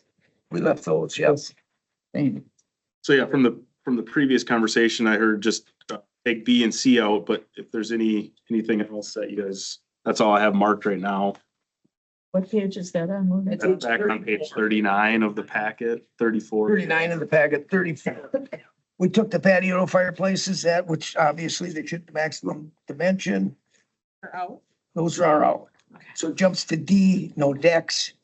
Okay, Uh, the no retaining walls, I thought we were gonna put need. But that would be a separate permit. How did we want to put that? Because we can't just say no. Retaining walls, can we? I think if we need, because you can get a variance to do retaining walls, can you not? Yeah, you can apply for a variance for a retaining wall. Maybe. So we shouldn't say no retaining walls. We should say retaining walls with a permit or whatever. Well, what we okay, need, but if we're gonna go back to have a meeting, there's definitely gonna be times, from earlier conversation, that we are going to need some sort of possibly a retaining wall, possibly whatever sidewall, wedge wall. whatever we wanna call it. Whatever. Or if it's, yeah. So then we can fit it in at that time, is what you're Yeah, saying? We I'm should have saying another one? I say we strike section. E. Because the whole point is that if we're gonna work together and have a conversation about protecting our water and whatnot, either A, the boathouse can't go in because it's 90 degrees, it's perpendicular, you're gonna ruin everything, or you're gonna find out the best way to mitigate it and have soil conservation. Is that not what the point was of having everybody get together and talk, including landscapers? So if we, I just think that language is that's just all of a sudden throwing a wrench in, how are we going to do this? Yeah. I agree, take it out. Consensus, strike E, Strike E. strike it then. That'll get worked with later. Yep, all right.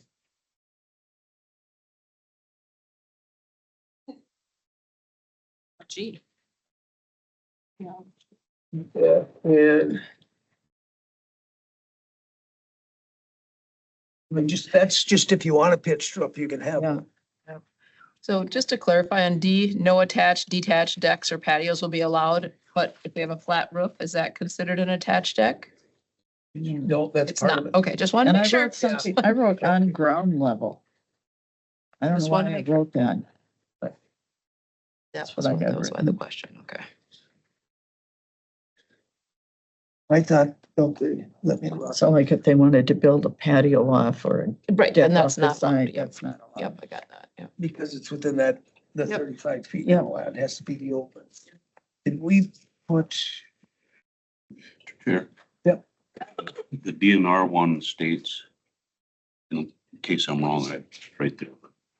States that if you have a flat roof, you have the right to have a deck on top. Yes, I don't see that quickly. I'm not reading that in our, it's the next one up. Up here. Yep. Well, if it has a flat roof, we got, and then it said we shall have railings is what the one Gotcha. gentleman said here. Yep, I Uh, got it there. I was yep. counting one. Yeah, To his point, the deck portion is only under the existing boathouses, not new boathouses. Oh, it is. Language from the existing boathouse Yeah. on section 1 down to section 2 to make it clear that boathouses are allowed to have decks, and if they have decks, they have to have a railing per Wisconsin code. Yeah, from the code, building code.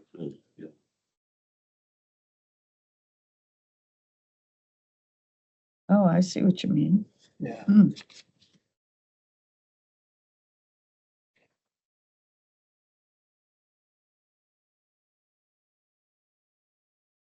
Sure. It all fits in there, doesn't it? You're saying take C and put it down under number 2 also. C, 1C, and that should be down in 2 somewhere? Is that what you're? 2 doesn't even have a flat roof. Right, so you need to take the last sentence of 1 and add that To 2. to 2. The roof of a boathouse may be used as a deck provided that. We Shall need be- to move that whole piece Yeah, and it shall have a, Yeah. added to So the next that they're both section, that together, if they, Yeah. either they have Yeah. a flat roof, then they can do this, yep, or if they have a pitched roof, they do Y. yeah. Yeah, so if they do a gable roof, it just can't be big enough for a attic and all that. Yeah, okay. Just trying to think of how you could put them together. So otherwise it's just gonna be the same thing below. Twice, Redundant, yeah. redundant, Yeah. yeah. Yeah, Well, one's existing and one's new. yeah, and that's, So, Give the size. Maybe you just, but you can redo maybe it. you just take D out and put the stuff from D under number 2, You take this one. because it's just boathouses. Start right And there. you don't have to say constructed, oh, yeah. It's kind of, Oh, yeah. Where are we? Put it down under number 2. Yeah, we call You have it new, you have existing, existing. you have existing and you have new. So then you just, if you Yeah. gotta list it twice, you list it twice. New and existing, yeah. Because otherwise, We'll merge them together. yeah. Yeah. Existing and new, yeah. So that, I mean, you can actually. All right.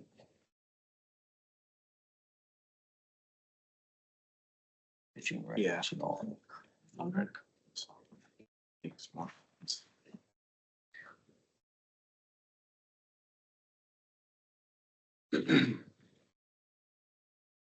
All right.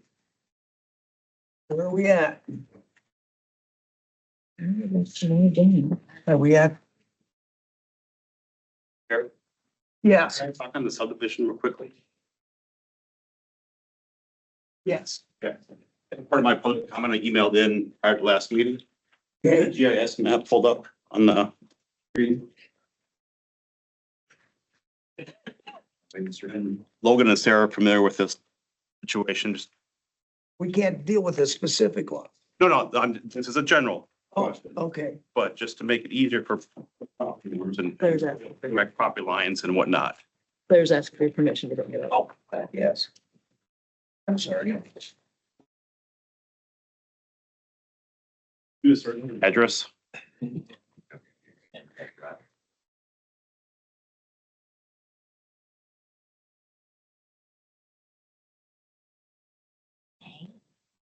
Okay. 762 30th Street. I thought it wasn't specific to one spot. This is just an example. This is nothing to do with, no, this is an example. I want to show, Throw somebody under the bus. no, I'm not throwing anybody under the bus. I'm not. I'm He not. lives. Then he's good. Food. He's getting hangry. I need to. So get that from there. State. As an example, we have two properties here. Last fall, both properties were owned by the same person. They wanted to sell this parcel. At my recommendation, we engaged a surveyor to correct this property line, which runs through this detached structure. Oh, Saw this. Okay. We hired Michael Marquis, came out, did his work. The issue we ran into is that between this eve and that eve of the detached structures, we don't have 10 feet. So they applied the ordinance flinch correctly. And our only option is to go to BOA. All these structures were on the properties when that owner purchased them. they didn't cause this issue. Is there language that can be inserted into the ordinance that would allow administrative approval of that versus having to go through the BOA process? Situations like this. Did he own both places or one? At the time, they owned both of these places. So you bought them together. No, bottom of Then the he time. divided it later. Nope, he didn't divide it. He didn't There's a lot approve line it. now. How did it get, how did that lot line get there then? Great question. But he bought them he must have bought them at the same time? No, No, no. it was already overlapping when he bought it. Yeah, I believe, I don't know which one they bought first, Matter. whatever, but then they bought the neighboring property down the line. Got- Okay. yep. So that's my request. Is there language that can be added to make this a smoother, easier approval process? So we're not kicking the can down the road of these lot line issues. They want to get cleaned up, And they need. but go through they've already spent $3,000 on a surveyor. What did the surveyor do to fix it? Nothing. Because they can't, because that's what the language says. They have to go through BOA process. Because he's not meeting the setback. There's no way for them to meet There's setbacks. no way to meet setback. There's no way, none. They're on the- So can they make one non-conforming and the other one conform? Chop that little Can they corner put out. one at 2 feet and one at 5? So one of the structures is conforming and one isn't? And that would still be. But it'd still be a Through the BOA. BOA process. It's, well, yeah, you'd have to. So, and this all stemmed, How did who got the building permit? Could they go back and find one? They no, can't. no. If one was pulled. See, so there's your 10-year Adam Charcoal special that it's good. That's his We're point. not supposed to use people's names today, Kim. Oh, That's right. Chair, so I don't say DNR.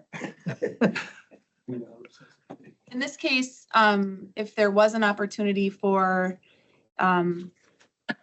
staff to be able to do an administrative, I just don't know how, if it might be a slippery slope. I mean, I understand what I don't think Mr. there's, Hanson I is think asking you have to for. have it surveyed and decide. some sort of Somebody's gotta survey. decide non-conforming, conforming. And the surveyor is, that's fine. Well, you're both non-conforming. Wouldn't you go one side or the other? One's conforming, one isn't. I don't know. I don't know. You Well, don't neither make- one could be conforming because there isn't 10 feet in between them. Yeah, but you can move it so one is 5 feet. So if you move the lot line, what's between them? 8 feet? I don't So recall put that. 5 feet on one and one's got 3 feet. So then one non-conforming structure Okay. instead of two. Okay, And this is not specific to this property, but in general, You know what I mean? can we make this easier? Because, great example. Yeah.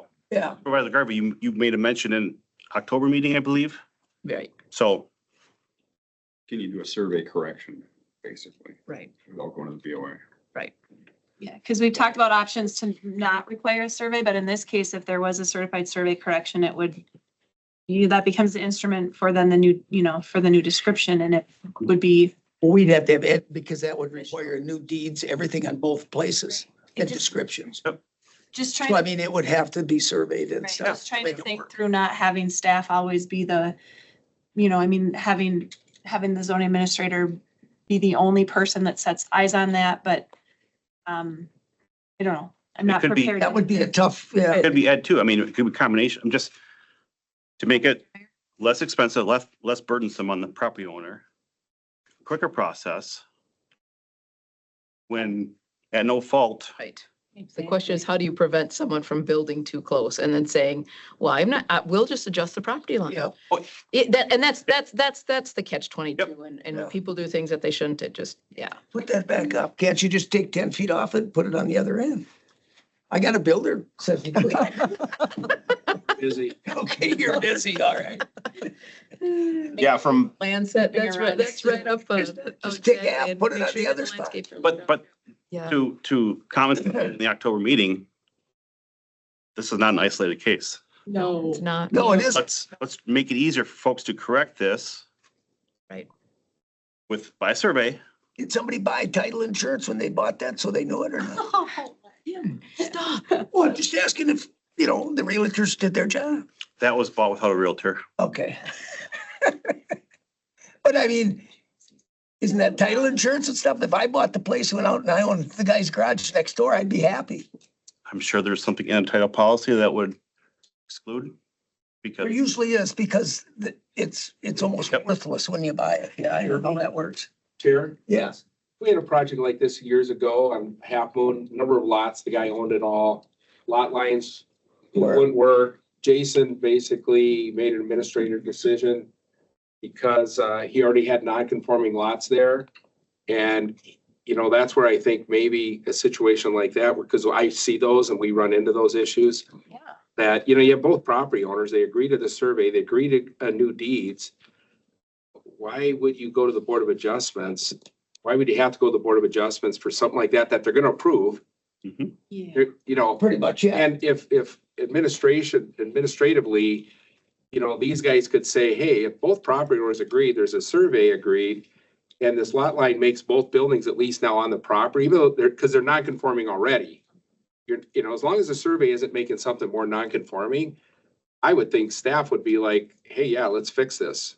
Yeah, we could maybe put some guardrails around it too, where there's not that like Supervisor Garvey mentioned, like you build something in 5 years and then try to go to fix it. We could put some guardrails around where the years are out.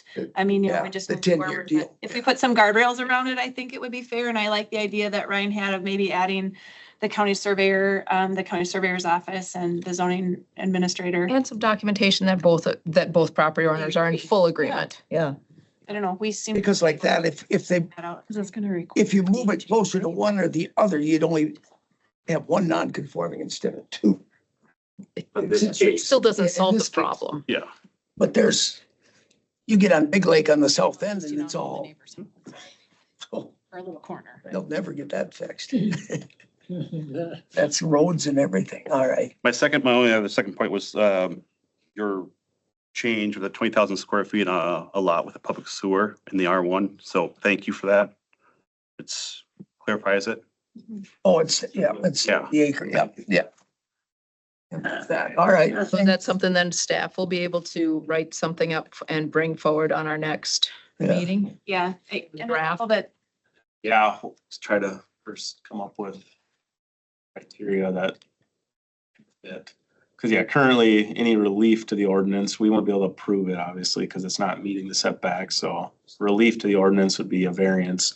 But if you come up with ordinance language that, you know, says a lot line can be corrected based on these parameters, like you said. So when somebody just builds something without a permit and 20 years goes by, I mean, it gets harder and harder with aerial nowadays, but then they come by and they say, well, we need to fix this when they cause the problem. I mean, somebody caused this problem at some point, but it's probably exactly, long time. And somebody else made that interesting jog in the property line too. Yeah, so they probably missed it twice where they thought they were building in that and then Yeah. it got built They got in built. outside the jog but And it's all better now. It's a lot more accurate. Yeah. we'll work with that on some, like, yeah. All right.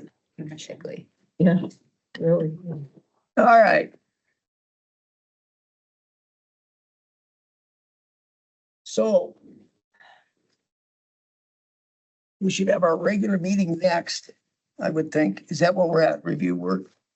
Yeah. Then we should probably try to set up another meeting like this then. For the mitigation or whatever and things. We try to do that one like that. I'm not gonna be, I'm not You're here not. on the 19th. I'm not, You can still meet. You'll be in where? Well, Justin will be here. Take your place. Justin will be here. Well, but we're gonna need another work plan.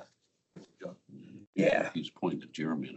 no, Jeremy, you know, I'm just thinking we're gonna need another one for all these things that we're looking at and get in here then. I can call in. I just can't be here.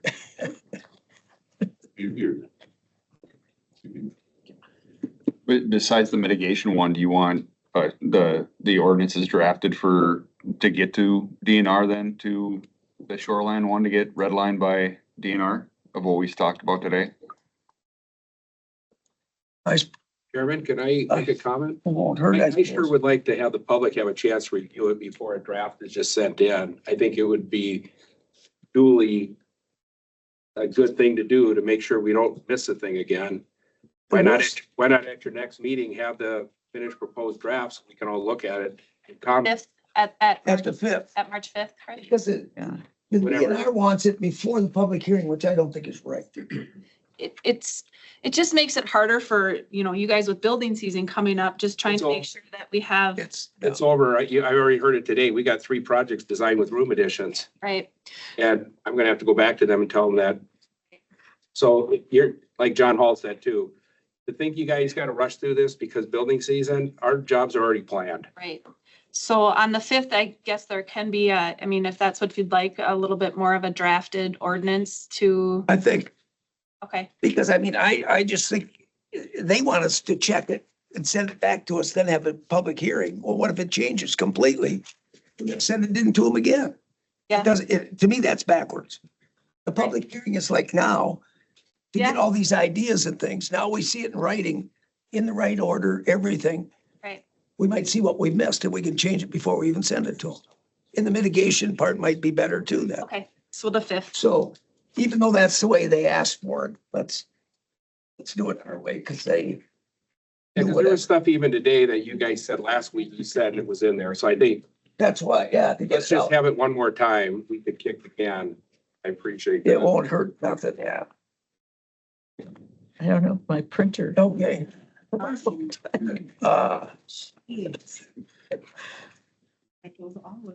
So was there, then we've got it marked that there's, what did we need to have? Is it duly noted as far as what needs to be added to the March 5th agenda? So we are within our, from what Sue, What Joe said. yes, from what our attorney said and what you had mentioned. I just want to make sure it's duly noted. So we've got, thank you. Okay, thank you. Just wanted to check, Shabana. Thank you. I do. So I have all the items from the work plan on there and then that additional item. And then do you want still the 19th to be another one like this as a public input process? Or Not yet. No. We'll know after the 5th. Okay. If we need another work one or something, we'll have one. Okay. And we'll see this revised draft on the, we'll see it when the agenda comes out, correct? Yeah, Yeah, because it'll be on the agenda again to review this ordinance. yeah, okay. All right. What else is on that meeting for the 5th? Do we know yet? Timber We sale don't have any public hearing. Timber sales are gonna be for sure, yeah. What else? annual report for forest. The introduction of compliance technician, which was stated at the last meeting. The Nortec update is on there again, so that really depends on if he's around, he might be snowmobiling. might be out. No, he wouldn't go over this one, I don't think. Okay, and then do we have any public hearings coming up or not yet? Not for the No rezoning. March 5th, but Not for the April will likely be April, okay, a couple maybe. okay. Well, here we go. So we good? I make a motion, we adjourn. Second, I'll second. all those in favor, say aye. Opposed?